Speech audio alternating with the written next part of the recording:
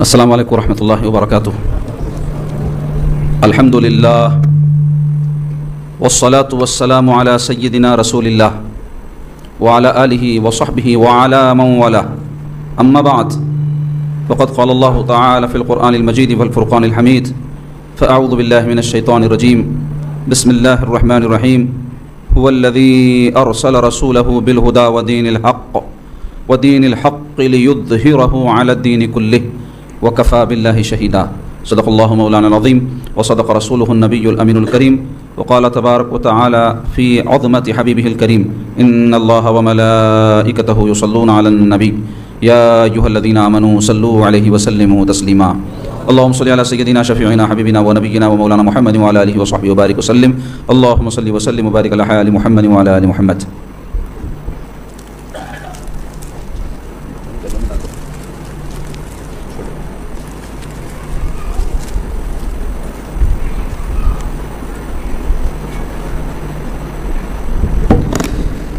برادران اسلام، دینی بہنوں، بزرگوں، عزیزوں، دوستوں، آج اور کل دو مجالس 11 روزہ محفل میلاد النبی صلی اللہ علیہ وسلم کی باقی رہ گئی ہیں، اور انشاءاللہ تعالی ہم کوشش کریں گے کہ ان 2 دنوں میں اختصار کے ساتھ ہی صحیح پیارے آقا صلی اللہ علیہ وسلم کی سیرت طیبہ کو اختتام کو پہنچائیں. گزشتہ کل کی مجلس میں نے سن ہجرت کے دوسرے سال کے اور تیسرے سال کے کچھ واقعات اختصار کے ساتھ بیان کیے تھے. گزشتہ کل کی مجلس میں جنگ بدر کے اور جنگ احد کے واقعات زیادہ تر بیان کیے گئے. آج انشاءاللہ تبارک و تعالی ہم وہیں سے سلسلہ آگے لیے چلیں گے، جس میں سن ہجری کے 4، 5 اور 6 سال کے واقعات اختصار کے ساتھ بیان کریں گے.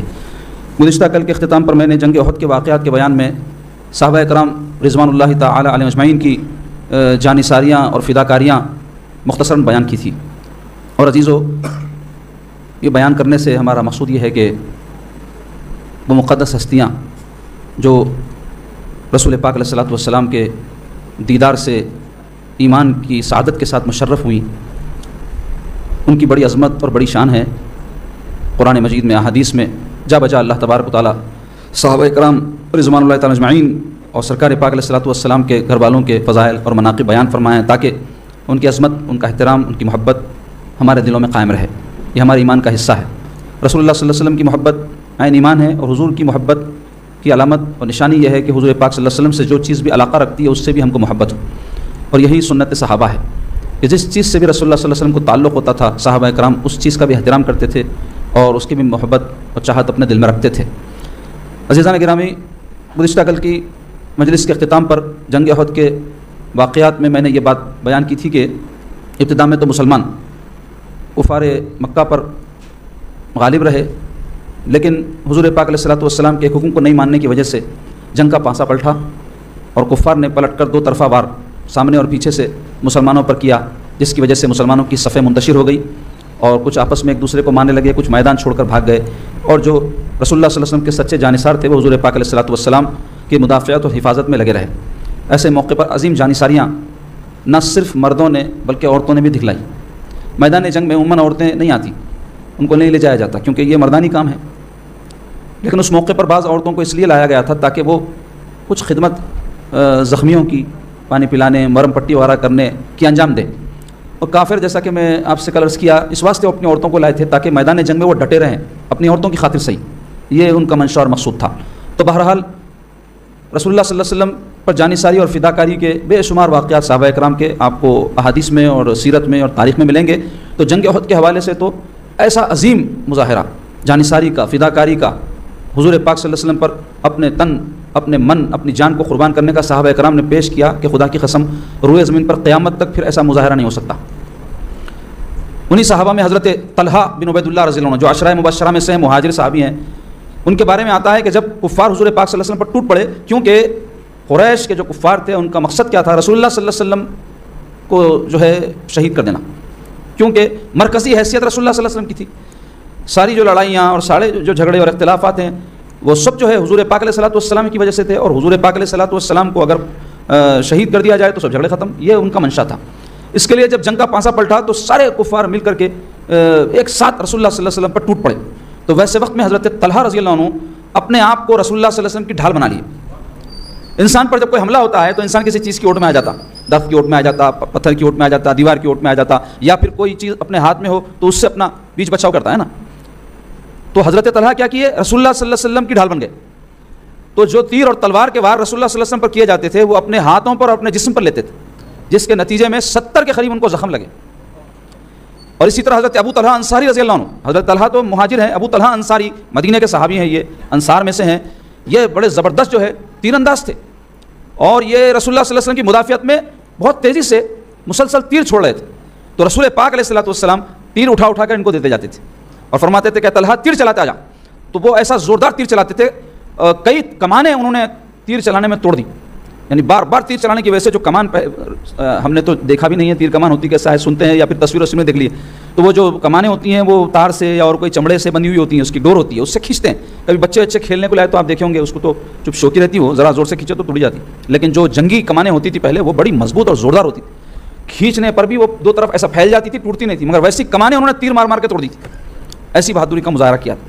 اور رسول اللہ صلی اللہ علیہ وسلم ان کی پیٹھ کے پیچھے قیام فرما تھے، اور رسول اللہ صلی اللہ علیہ وسلم جب دشمنوں کا حملہ ہوا تو ان کی پیٹھ کی اوٹ سے دیکھنے کے لیے اپنی گردن پاک اٹھاتے. تو حضرت ابو طلحہ کہتے کہ یا رسول اللہ، میرے ماں باپ آپ پر قربان، میں آپ پر قربان، اپنی گردن پاک کو جھکائے رکھیے، کہیں کوئی دشمن کا تیر یا کوئی نیزہ وغیرہ آ کر آپ کو نہ لگ جائے، میں اپنی جان آپ پہ قربان کرنے کے لیے تیار. تیر چلاتے جاتے. اسی طرح حضرت قتادہ ابن نعمان رضی اللہ عنہ سرکار پاک صلی اللہ علیہ وسلم کے جو ہے محافظ تھے، اور ایک تیر آ کر کے ان کی آنکھ میں ایسا لگا کہ ان کی آنکھ پوری نکل گئی باہر. تو وہ اپنی اس آنکھ کو ہاتھ میں لے کر کے رسول اللہ صلی اللہ علیہ وسلم کی خدمت اقدس میں آئے کہ یا رسول اللہ میری آنکھ نکل گئی. چھمٹی کاٹی تو لوگ چیخا مارتے ہیں، میں دیکھا جھنگور نکلا، کہیں وہ نکلا، چوہا نکلا تو بھاگتے نکل گئے. کئی جنوں کو ایسے ہیبت تھا، اور کئی لوگ ایسے ان کو فوبیا رہتا ہے قسم کا، سپلک دیکھ لیے، کیڑا دیکھ لیے، ڈر کے کانپنا شروع کر دیتے. ہیبت ایسی تاری ہوتی ہے، کئی جنوں کا تو پیسہ ختم ہو جاتا. عورتوں میں تو ایسا دیکھنے میں آتا. تو خیر وہ ان کی ایک نفسیاتی کمزوری ہے. اللہ ہر ایک کو ہمت اور استقامت اور طاقت عطا فرمائے کہ اگر بڑے بڑے کام کرنا ہے اور ایسا جھنگوروں سے اور آپ کے چوہوں سے سپلکوں سے ڈرے تو زندگی میں کچھ کر سکتے. اب ایسے لوگوں کی زبان بڑی تیز رہتی، دیکھا میں، باتاں چیخاں آوازاں ہوتے رہتے اور چوہے سے بھاگ جاتے. تو ان کا مذاق نہیں اڑانا چاہ رہا ہوں، بتانا چاہ رہا ہوں کہ ہمارا دین حکم دیتا ہے ہمت رہے ہمارے اندر اور بڑے بڑے مشکل حالات کو ہم فیس کریں. دیکھو آپ آنکھ نکل جانا تو کیا حشر ہوتا آدمی کا. چند دن پہلے میرے کو آنکھ کے اندر جو ہے گلے شکوے کے طور پہ نہیں بول رہا ہوں، اللہ کی نعمت جو ہوتی ہے اس کا جو ہے شکر ادا کرنا بھی انسان کے لیے ضروری ہے. آنکھ ہم روز برتتے رہتے، دیکھتے رہتے، فونا دیکھتے، کیا کی دیکھتے رہتے، سب دیکھنے کی چیزیں بھی دیکھتے، نہیں دیکھنے کی بھی چیزیں دیکھتے، لیکن کبھی محسوس بھی نہیں کرتے آنکھ بھی ہے میرے کو بلکہ، اور نہ کبھی شکر کرتے اس کا. تو تھوڑا آنکھ میں جو ہے کچھ انفیکشن کے جیسا ہو گیا تھا، شبرا تھا آنکھ میں. تو اس وقت کچھ پڑھنا چاہ رہا ہوں تکلیف ہو رہی، فون دیکھ رہا ہوں تکلیف ہو رہی، کوئی بات کرا تو اس کی طرف نظر کرا تو تکلیف ہو رہی. تو اللہ کیا تیری شان ہے، 50 سال کی عمر ہو گئی اور جو ہے ہم اس کو برتتے رہے اور خالی تھوڑا سا اس کے اندر ڈسٹربنس ہوا، نظر تو پورا رہا تھا صاف ستھرا لیکن خالی تھوڑی سی تکلیف تھی. تو احساس ہوا کہ کتنی بڑی نعمت ہے آنکھ. ایسے ہر چیز آپ کے جسم میں جو بھی ہے اور جو اللہ آپ کو دنیا میں دیا سب نعمتیں ہیں، تو اس کا شکر ہم کو ادا کرنا چاہیے. مگر کیا ہے تھوڑا نعمت میں ڈسٹربنس ہوا وقت احساس ہوتا، وہ بھی ہوا تو ہوتا نہیں تو ہوتا بھی نہیں. کہ جنوں کو تو ہمیشہ نعمت پر شکر ادا کرتے رہنا اور مصیبت آئی تو صبر کرنا. تو آنکھ نکل گئی قتادہ رضی اللہ عنہ کی، وہ رہ کر سرکار پاک صلی اللہ علیہ وسلم کی خدمت میں، یا رسول اللہ میری آنکھ نکل گئی. تو پیارے آقا صلی اللہ علیہ وسلم ان کی آنکھ کو حلقے میں لگا کر کے ہاتھ پھیرے تو ان کی آنکھ درست ہو گئی. حضور کا معجزہ ظاہر ہوا اس وقت، اور پھر وہ آنکھ ان کی پہلے سے زیادہ بہتر دیکھنے لگ گئی. اسی طرح حضرت سعد بن وقاص، یہ بھی مہاجر صحابی ہیں اور بڑے زبردست تیر انداز ہیں. ان کے بارے میں آتا ہے کہ اسلام کی طرف سے پہلا تیر چلانے والے یہی ہیں. کل کے واقعات میں غالباً یہ تذکرہ گزرا. تو وہ بھی جو ہے بڑے زبردست تیر کفار کی طرف چلا رہے تھے، اور پیارے آقا صلی اللہ علیہ وسلم ایسی پیاری بات ان کے لیے فرمائے ہیں. سبحان اللہ، کیا مقدر ہے ان کا کہ میرے آقا صلی اللہ علیہ وسلم ان کو تیر دیتے جاتے اور ارشاد فرماتے ارمی سعد فدا کا ابی و امی، کہ اے سعد تیر مار کہ میرے ماں باپ تجھ پر قربان ہو جائے. ان کی انکریجمنٹ کے لیے، ان کی ہمت افزائی کے لیے میرے آقا صلی اللہ علیہ وسلم ان کے لیے یہ جو ہے بشارت ان کو عطا فرمائے کہ ایسی عظیم بات ان کے حق میں پیارے آقا صلی اللہ علیہ وسلم ارشاد فرمائے. اور عزیزو، جیسے میں نے عرض کیا بہت تفصیل ہے اس کی، میں خالی آپ کو یہ بتانے کے لیے کہ کیسی محبت، کیسی وارفتگی ان صحابہ کرام کے دل میں رسول اللہ صلی اللہ علیہ وسلم کے لیے تھی. میں چند واقعات بیان کیا، اور اس میں عورتیں پیچھے نہیں تھیں. آج بولا نا میں عورتیں کیا کر رہی ہیں، پوری اپنی طاقتیں اور صلاحیتیں، میک اپاں، کپڑے اور بیوٹی پارلراں، دعوتاں، ڈانساں، اور بھی یہ تو خیر ایسی حرکتیں ہیں جو بہت برے نہیں ہیں بولوں گا میں، اس سے بھی برے کام کر رہے ہیں. بہت معاشرہ مسلمانوں کا خراب ہو گیا ہے. کئی لڑکیوں کے واقعات شرمسار کرنے والے، شرمناک، سن کے جو ہے کانوں میں سے خون نکلنا، آنکھوں میں سے لہو نکلنا، ایسے واقعات سنائے جا رہے. بچے بھی کہیں کم نہیں ہیں، لیکن بچوں کے حوالے سے اس واسطے بولتے ہیں کہ بھائی مسلمانوں کے اندر جو ماحول ہے، مسلمانوں کے اندر جو پردہ، مسلمانوں کے اندر جو تربیت کا انداز ہے، اس کے ہوتے ہوئے ایسا نہیں ہونا چاہیے نا. لیکن اب اس کے کیا اسباب ہے یہ، اور کیا جو ہے اس کی وجوہات ہے، اور اس کا کیا حل ہے، یہ ایک مستقل عنوان ہے. میں اس پہ بات کر رہا تو اصل یہ سیرت کے واقعات رہ جاتے، بلکہ حالانکہ ایسی باتوں میں بات ذہن میں آ جاتی، دل چاہتا کہ اس پہ میں اپنا کچھ اظہار خیال اس واسطے کروں کہ ہماری یہ جو بچیاں ہیں، ہماری جو بہنیں ہیں، یہ ہماری نسلوں کو پالنے والیاں ہیں. غور کرو، معمولی بات نہیں ہے. آج کی چھوٹی بچی، کل کی بڑی بچی، شادی، اس کے بعد میں پھر انہیں ماں، پھر کیا کیا رشتے اس کے بنتے جاتے، اور ہمارے جو مرد ہیں ان کے سائے تلے، ان کے تحت میں پلتے. ہماری ماؤں کا ہم پر احسان ہے نا کہ ہم کو آج اہل سنت والجماعت کا مسلمان بنا کے رکھے. درگاہوں کو لے جاتے تھے، بزرگان دین کے پاس لے جاتے تھے، اس واسطے ہم ہیں. آج آپ لوگوں کا یہاں خانقاہ میں موجود ہونا اس بات کا ثبوت ہے کہ آپ کی ماؤں نے آپ کو اہل سنت والجماعت کے طریقے پر چلایا ہے. اگر وہ نہ چلاتی تو نہیں پتہ، اللہ معاف کرے، کہاں کہاں بیٹھے ہوتے ہم لوگ. تو ہماری ماؤں کا احسان ہے، ہمارے والدین کا احسان ہے. تو ہماری بچیاں اس قسم کا احسان نہیں کرنا چاہ رہے. بچے پالنا ان کو مشکل، تو اب انہوں ذہنی تربیت، فکر، سوچ اسلام کی، دین کی طلب کیسا پیدا کریں گے؟ کوئی بچی آپ اندازہ لگاؤ کو غیر بچے کے ساتھ رابطہ کر کے اس سے شادیاں کر لی. اب ویسی بچی کا ذہن جو ہے کیا اس کام کو غلط سمجھے گا؟ اور کیا وہ اپنی بچی کو روکے گی اس کام سے پھر دوبارہ؟ غور کرنے کی بات ہے بہت. تو یہ بہت نازک مسئلہ ہے جس کو سمجھ نہیں پا رہے ہیں، کیونکہ ہمارے معاشرے میں یہ بے حیائی عام ہوتی جا رہی ہے اور اس کو برا نہیں سمجھ رہے ہیں. اور ایک کیا کر رہے ہیں، جہالت کا کام معلوم آپ کو، رشتے طے کر دے رہے ہیں. رسم بولتے ہیں، ہمارے پاس رسم مشہور ہے، منگنی. رسمہ ہو جانے کے بعد میں اتنے بے غیرتی کا ماحول پیدا ہوگا. کئی مائیں آ کے میرے پاس بولتی کہ ہماری بچی ہمارے ہونے والے داماد سے فون پہ بات کر رہی تو جھگڑا ہوگا دونوں میں بولتی. تو میں اس کی ماں سے پوچھا، جی اماں تم بات کرنے کیسا دیے؟ تو بولے انہیں نکو نکو بول رہی تھی، مائج بولی کرتے، اب رشتہ طے ہوگا، کر لے بات بولی کرتے. لا حول ولا قوت الا باللہ. غور کرو کیسی بے غیرتی ہے، کیسی بے حیائی ہے. جب تک نکاح نہیں ہوتا، رسم ہونے سے دونوں بھی غیر محرم ہی رہتے.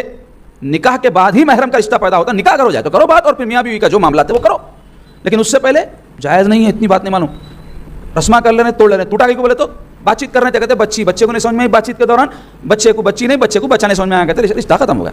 یہ چل رہا سسٹم. اور ماں باپ ذمہ دار. ارے یہ تو چلو رسم کر کے یہ لوگ باتیں کرا رہے ہیں. کئی تو ایسے ہیں نہ اماں کو معلوم نہ بابا کو معلوم، مگر انہیں کئی جنوں سے باتیں کرتی.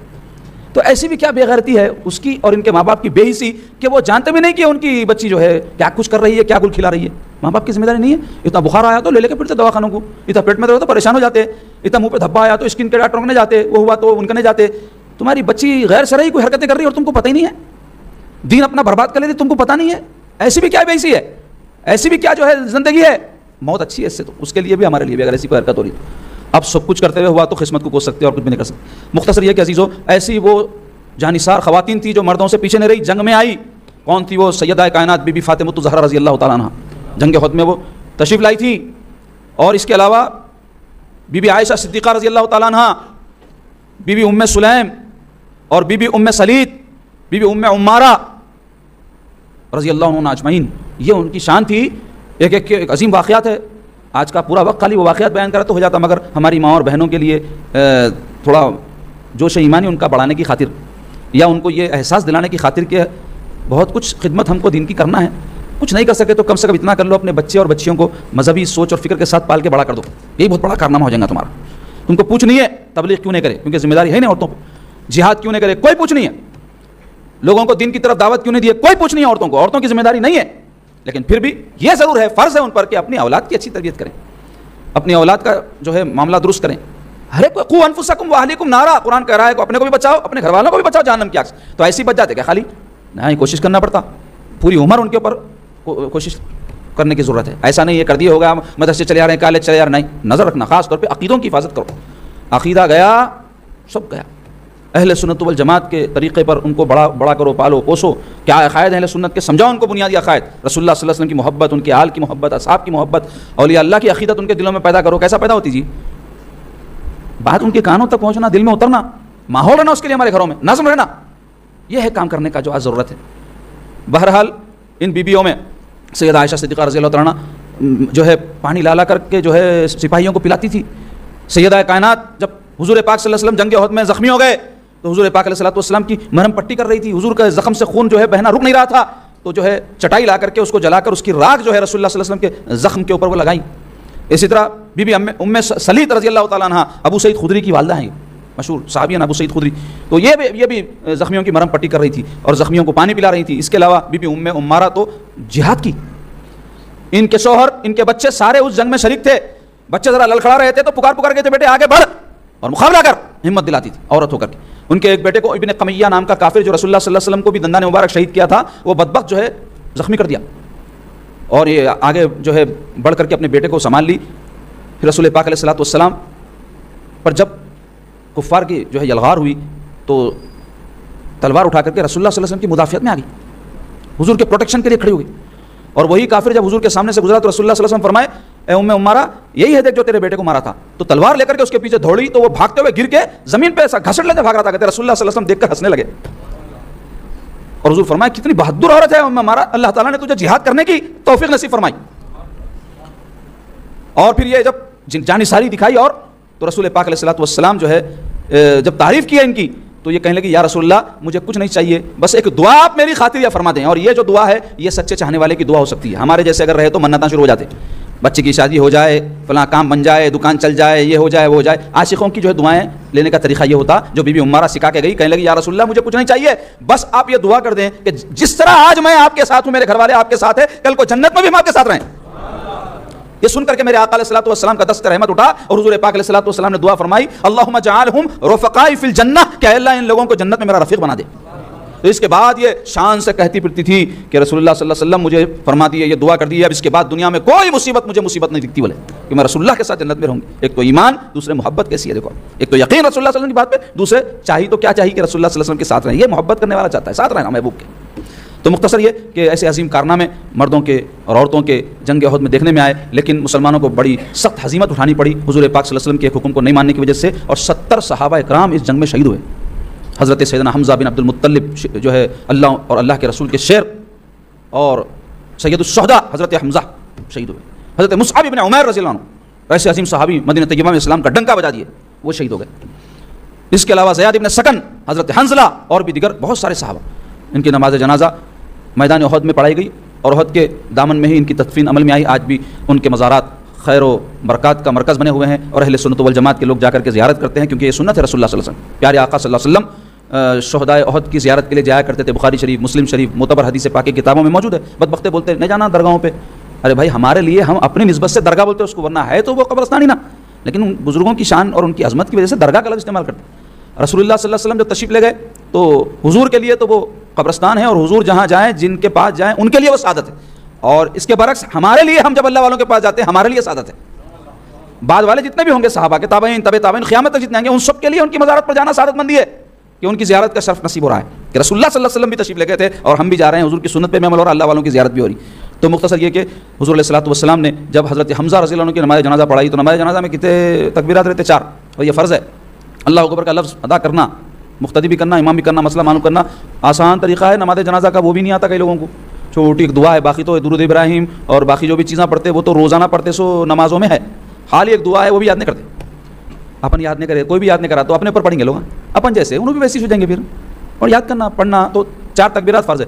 حضور پاک صلی اللہ علیہ وسلم حضرت حمزہ پہ 70 تکبیرات پڑھے. اللہ اکبر، 70 تکبیرات حدیث میں آیا. یہ شان کی تھی. بہرحال وہ جنگ ختم ہوئی اور سرکار پاک علیہ الصلوۃ والسلام واپس تشریف لائے. اس میں مسلمانوں کو سخت ہزیمت تو پہنچی، شکست نہیں ہوئی. اس واسطے کہ اگر شکست ہوتی تو پھر مدینے پہ کافروں کا قبضہ ہو جانا چاہیے تھا. مسلمان لوٹے واپس اور بہت اس کا اثر رہا جنگ احد کی شکست کا کہ بہت سارے کفار قبیلے اس کی وجہ سے دلیر ہو گئے. اور اسی تیسری ہجری کے واقعات میں سے اہم واقعہ ہے کعب ابن اشرف یہودی کا قتل. یہ کعب ابن اشرف کون تھا؟ یہ ایک یہودیوں کا بہت بڑا دولت مند آدمی تھا اور اس کی ایک زبردست ڈیوڑی تھی، اس میں رہتا تھا، رئیس تھا، خوب پیسے والا اور شاعر بھی تھا. تو شاعری کرتا تھا اور رسول اللہ صلی اللہ علیہ وسلم کی شان میں گستاخیاں کرتا تھا، آجو کرتا تھا. حضور پاک صلی اللہ علیہ وسلم کے بارے میں بری بری باتیں کہتا تھا. رسول اللہ صلی اللہ علیہ وسلم اس کو نظر انداز کرتے تھے. لیکن ایک موقع ایسا آیا کہ رسول اللہ صلی اللہ علیہ وسلم کو معاذ اللہ قتل کرنے کی پلاننگ بنا کے فنڈنگ کرنے لگا اس کے واسطے.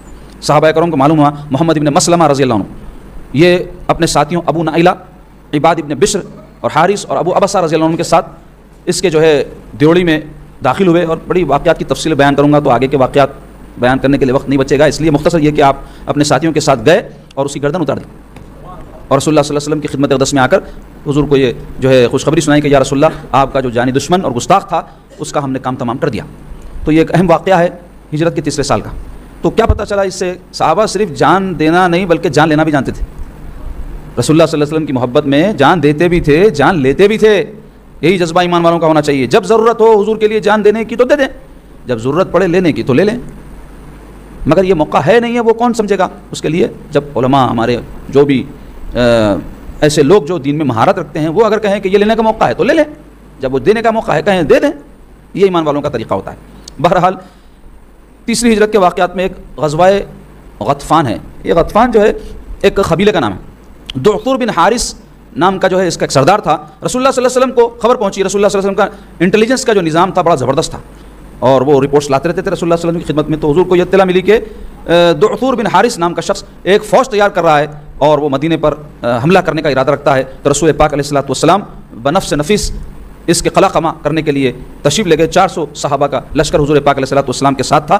حضور کے آنے کی جب اطلاع ملی تو ایسی ہیبت اس پر طاری ہوئی کہ وہ سارے جو ہے قبیلے کے لوگ اپنا قبیلہ خالی کر کے بھاگے. تو جنگ کی نوبت نہیں آئی.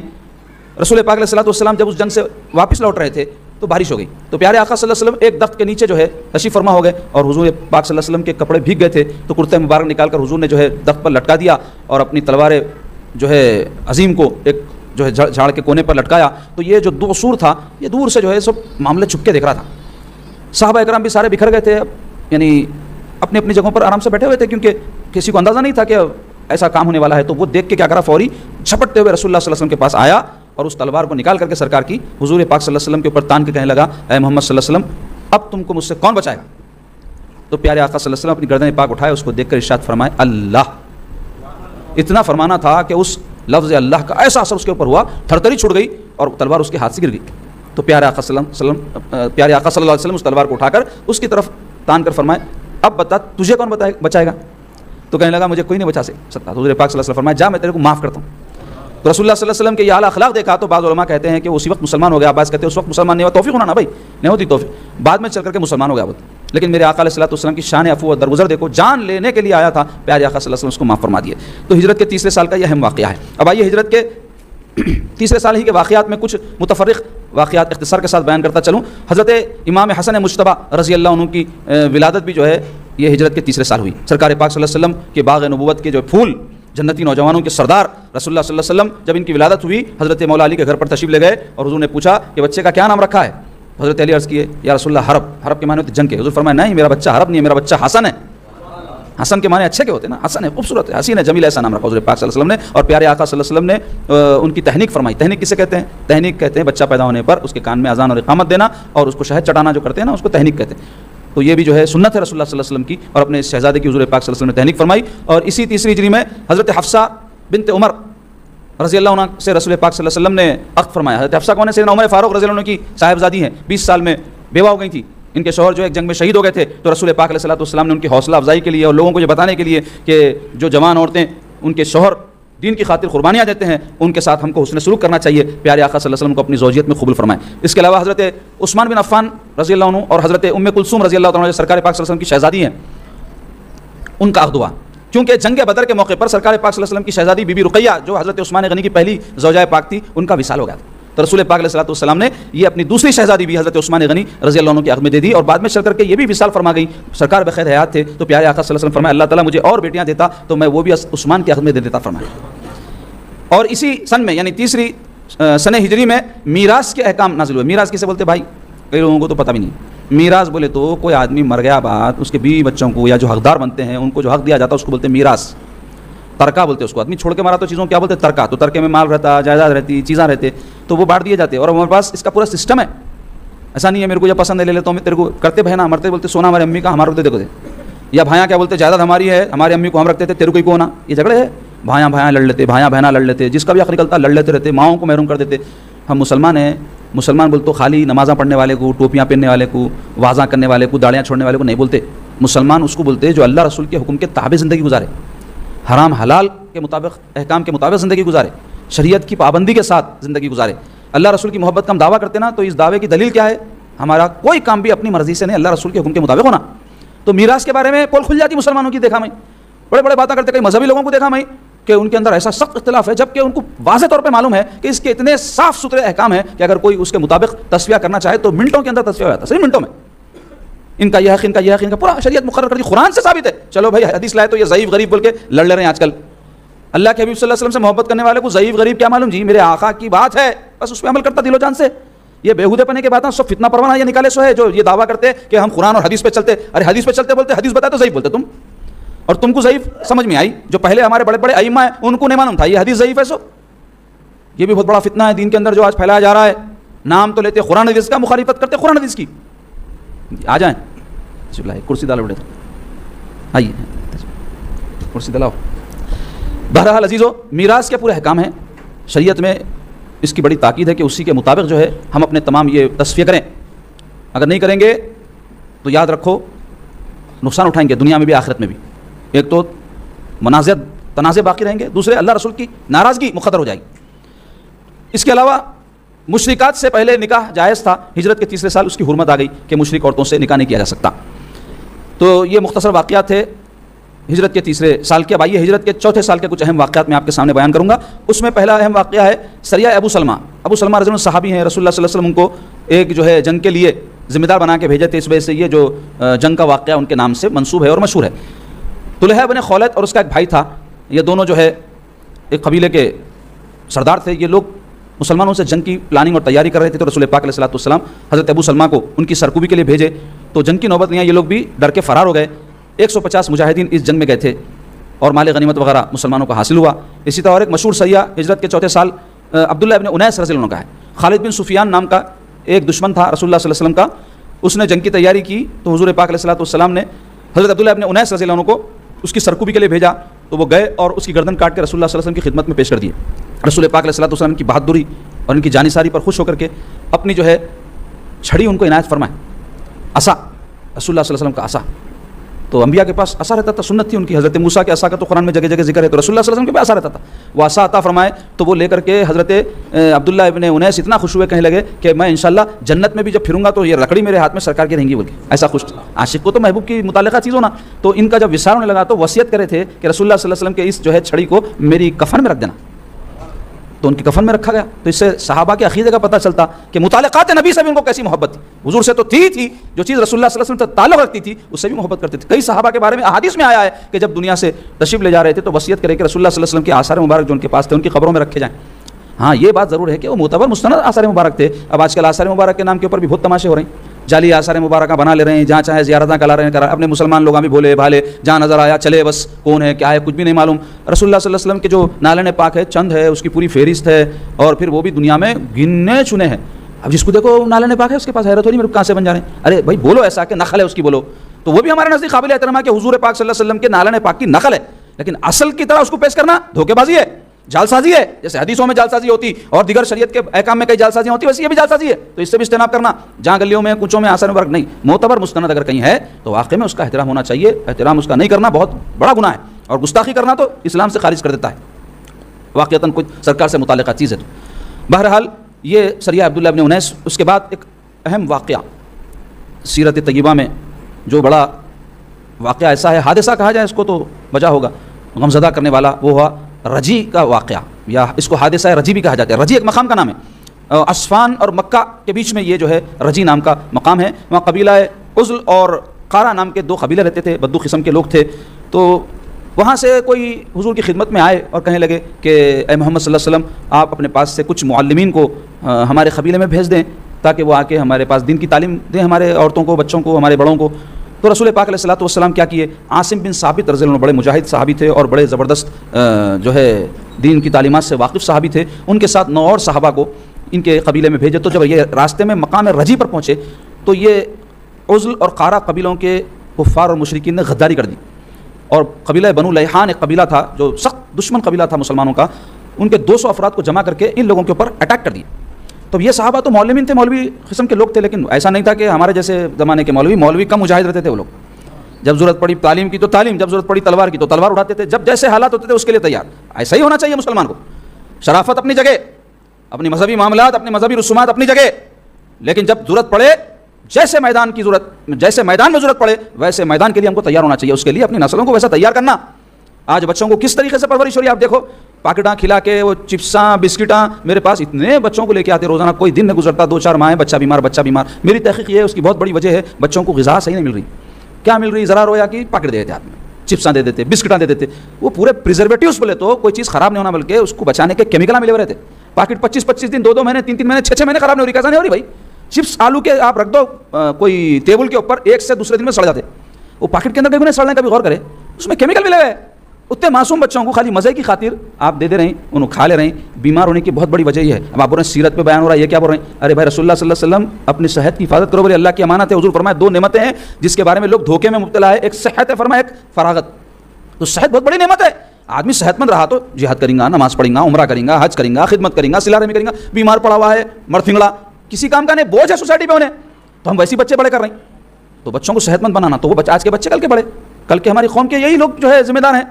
تو یہ ہماری ذمہ داری ہے ان کی اچھی تربیت, اچھی تعلیم, اچھی صحت کا خیال رکھنا.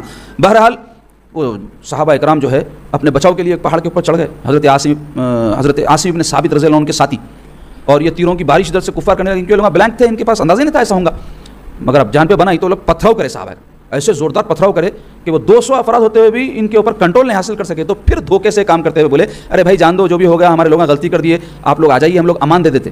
تو حضرت عاصم نے ثابت فرمایا کہ میں تم لوگوں کی بات پہ اعتبار نہیں کرتا, میں لڑتے ہوئے مر جانا گوارا کروں گا, اپنے آپ کو تمہارے حوالے نہیں کر سکتا. بلکہ آپ نیچے اترے اور لڑتے ہوئے جو ہے اپنے 6 ساتھیوں کے ساتھ شہید ہو گئے. البتہ حضرت خبیب رضی اللہ عنہ, زید ابن دثینہ اور عبداللہ ابن طارق رضی اللہ عنہ کے باتوں میں آ گئے, اور جیسے ہی نیچے اترنے لگے کفار فوری بھاگ کے آ کے ان کو رسیوں سے باندھنے لگے. تو حضرت عبداللہ ابن طارق چھڑا کے کر کے ان سے لڑتے ہوئے شہید ہو گئے. البتہ حضرت خبیب اور حضرت زید ابن دثینہ پکڑ لیے گئے اور ان کو کفار لے آ کے مکے میں بیچ دیے. تو حضرت خبیب اور حضرت زید کو پھانسی اور سولی دینے کے لیے کفار جو ہے انتظام کر لیے.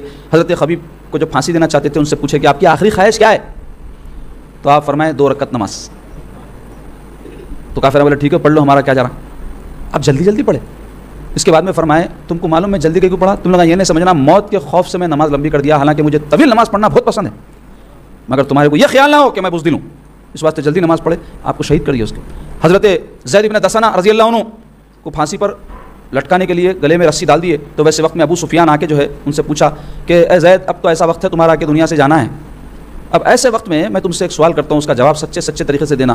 وہ سوال یہ ہے کہ اب اگر کوئی ایسا مومنٹ آ جائے, ایسا موقع آ جائے کہ تم کو ہٹا لیا جائے اور تمہارے محبوب محمد رسول اللہ کو تمہاری جگہ رکھ دیا جائے, تو تمہارا کیا خیال ہے؟ تو یہ سن کے حضرت زید کہنے لگے ارے تو میرے سرکار کو تکلیف دینے کی بات کر رہا, میں مرتا مر جاؤں, میرے سرکار کو کانٹا بھی نہ چبھے. بولے ویسے وقت بھی اپنی سرکار سے چاہت و محبت کا اظہار کیے, ان کو بھی شہید کر دیا گیا. تو یہ واقعہ تھا حادثہ رجی.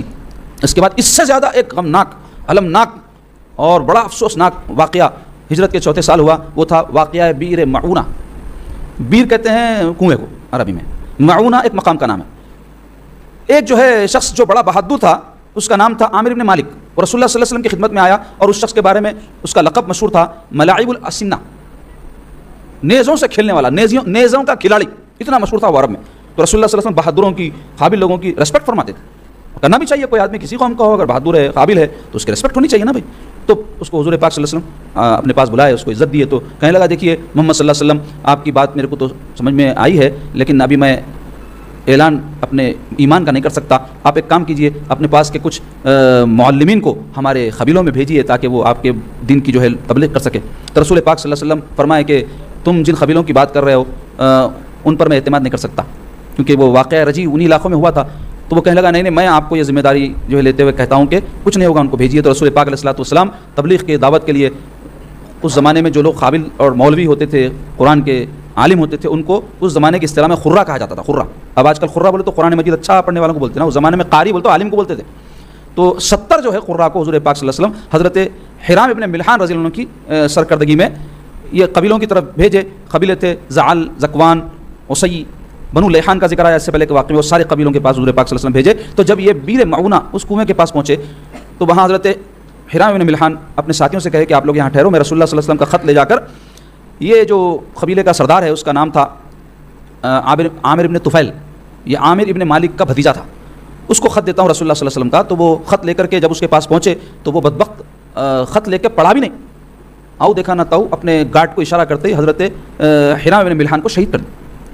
بہت دیر ہو گئی, آئے نہیں بلکہ یہاں سارے اب ساتھی ٹھہرے ہوئے ہیں, آگے بڑھنے لگے. تو اس اسنا میں یہ بدبخت کیا کرے, ایک بہت بڑا لشکر تیار کر کے, یہ سارے صحابہ بالکل غفلت میں, اندازہ ہی نہیں ہے ان کو کیونکہ معلمین ہیں اور تعلیم کے لیے جا رہے ہیں, خالی الذہن ہے, اٹیک کر دیے, ان کو حملہ کر دیے اور سارے کے ساروں کو شہید کر دیے. صرف جو ہے ایک صحابی حضرت عمر رضی اللہ عنہ تھے, عمر ابن امیہ زمری ان کا نام تھا پورا, ان کو چھوڑ دیے. وہ بھی یہ کہہ کر کے, وہ جو سردار تھا بدبخت عامر ابن طفیل, ان کے سارے بال مڑا کے چوٹی سے بال چھوڑ کے بولا میری ماں جو ہے ایک غلام آزاد کریں گے بلکہ نیت کری تھی وہ تو ہی ہے, بولا معاذ اللہ. اب حضرت عمر ابن امیہ زمری رضی اللہ عنہ وہاں سے نکلے, بڑے مغموم تھے, بڑے پریشان حال تھے, اور وہ چھوڑے اس لیے گئے تھے جا کے سارے جو حالات ہے اس کی خبر حضور کو پہنچے اور حضور کو اذیت ہو, یہ ان کا مقصد تھا. تو وہ راستے میں جب آ رہے تھے تو ایک درخت کے نیچے 2 جو ہے کافر سو رہے تھے, تو ان کو تھا غصہ, اور اتنے لوگوں کی اپنے ساتھیوں کی آنکھوں کے سامنے موت دیکھے ہوئے تھے, تو غصے میں آ کر کے ایک بڑا پتھر اٹھا کر کے وہ دونوں کافروں کے اوپر ڈال دی. تو لوگ وہیں مر گئے. مگر وہ جو 2 مرے وہ لوگ تھے جو ایسے لوگ تھے جن کے بارے میں رسول اللہ صلی اللہ علیہ وسلم نے ان کو امان دے رکھی تھی. تو اگر کسی کو امان دی جاتی تھی تو اس کی پوری حفاظت کی ذمہ داری رہتی تھی.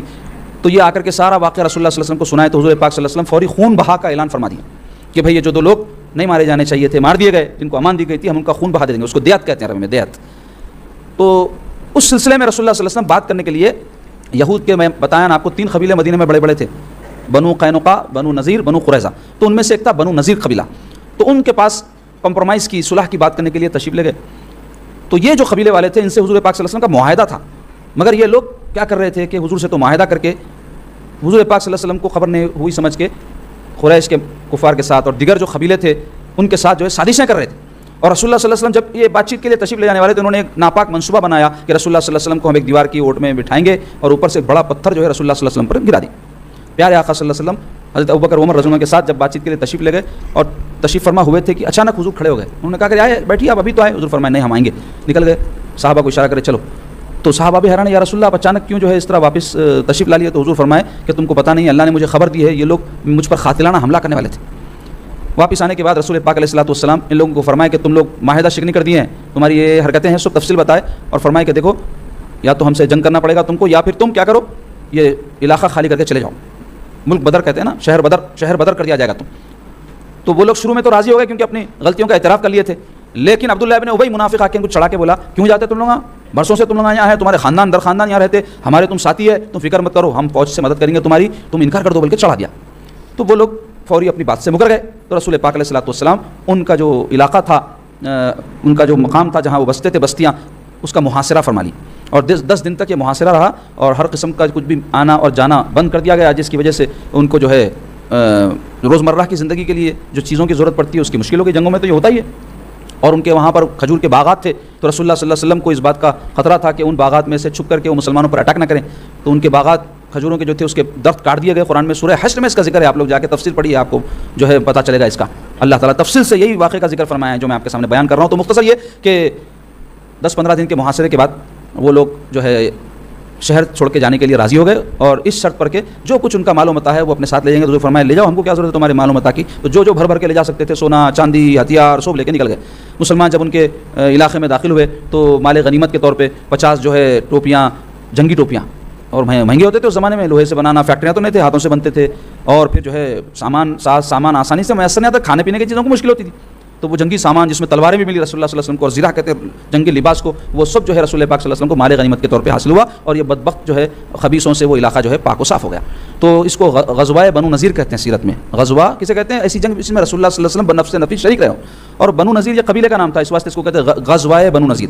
اور ایک مشہور واقعہ ہجرت کے 4 سال کے واقعات میں سے بدر صغریٰ کے نام سے ہے. بدر صغریٰ یعنی بدر کبریٰ تو بڑی جنگ جو بدر کی ہوئی تھی 2 ہجری میں, یہ 4 ہجری میں بدر صغریٰ کو بدر صغریٰ کیوں کہتے ہیں؟ اس لیے کہ ابو سفیان چیلنج کرے تھے کہ ہم دوبارہ بدر کے میدان میں ملیں گے مسلمانوں سے. تو رسول پاک علیہ الصلوۃ والسلام کے چیلنج کو قبول فرما کر اپنے صحابہ کا لشکر لے کر کے بدر تک پہنچے. لیکن ابو سفیان پہ ایسی ہیبت طاری ہوئی, وہ بہانے بازیاں کر کے میدان جنگ میں نہیں آئے.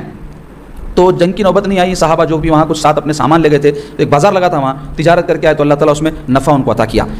اسی طرح 4 ہجری کے متفرق واقعات میں رسول پاک علیہ الصلوۃ والسلام کے نواسے حضرت عبداللہ بن عثمان یعنی عثمان غنی رضی اللہ عنہ کے صاحبزادے, بچپن میں وفات ہو گئی ان کی. ایک جو ہے مرغ ان کے آنکھ میں چونچ مارا, جس کی وجہ سے زخمی ہو گئے اور ان کا اسی میں جو ہے انتقال ہو گیا. اور سرکار پاک صلی اللہ علیہ وسلم کی زوجہ بی بی زینب بنت خزیمہ رضی اللہ تعالیٰ عنہ, یہ بھی اسی سن میں ہجرت کے 4 سن میں وصال فرمائی. رسول اللہ صلی اللہ علیہ وسلم کے 2 ازواج حضور کی حیات میں وصال فرمائے, ایک تو بی بی خدیجہ الکبریٰ رضی اللہ عنہ, دوسری یہ بی بی خزیمہ. باقی پوری حضور کی حیات تک رہی اور حضور کی حیات کے بعد ان کے وصال ہوئے. اور حضور پاک علیہ الصلوۃ والسلام نے ام المومنین ام سلمہ رضی اللہ تعالیٰ عنہ سے اسی سال جو ہے عقد فرمایا. اور حضور پاک صلی اللہ علیہ وسلم کی چچی سیدنا مولا علی رضی اللہ عنہ کی والدہ معظمہ رسول پاک صلی اللہ علیہ وسلم جن کو اماں اماں کہہ کر پکارتے تھے, 8 سال کی عمر شریف سے سرکار پاک صلی اللہ علیہ وسلم کی یہ پرورش کی تھی, فاطمہ بنت اسد رضی اللہ تعالیٰ عنہ, ان کا اسی سن میں وصال ہوا. اور جب ان کا وصال ہوا تو رسول پاک علیہ الصلوۃ والسلام اپنا کرتا ان کے کفن کے لیے عنایت فرمائے, اور ان کی قبر میں رسول اللہ صلی اللہ علیہ وسلم پر نفس نفیس اترے, اور سرکار فرمائے کہ یہ وہ خاتون ہے کہ ان کے علاوہ خبر سب کا حساب کتاب کرتی ہے, اور ان کو خبر کوئی تکلیف نہیں پہنچائے گی. فرمائے کیوں؟ سرکار اتر گئے تھے نا, اب کہاں سے انہیں جو ہے تکلیف پہنچا سکتی. اس کے علاوہ حضرت امام حسین شہید کربلا رضی اللہ عنہ کی ولادت پاک بھی ہجرت کے 4 سال ہوئی.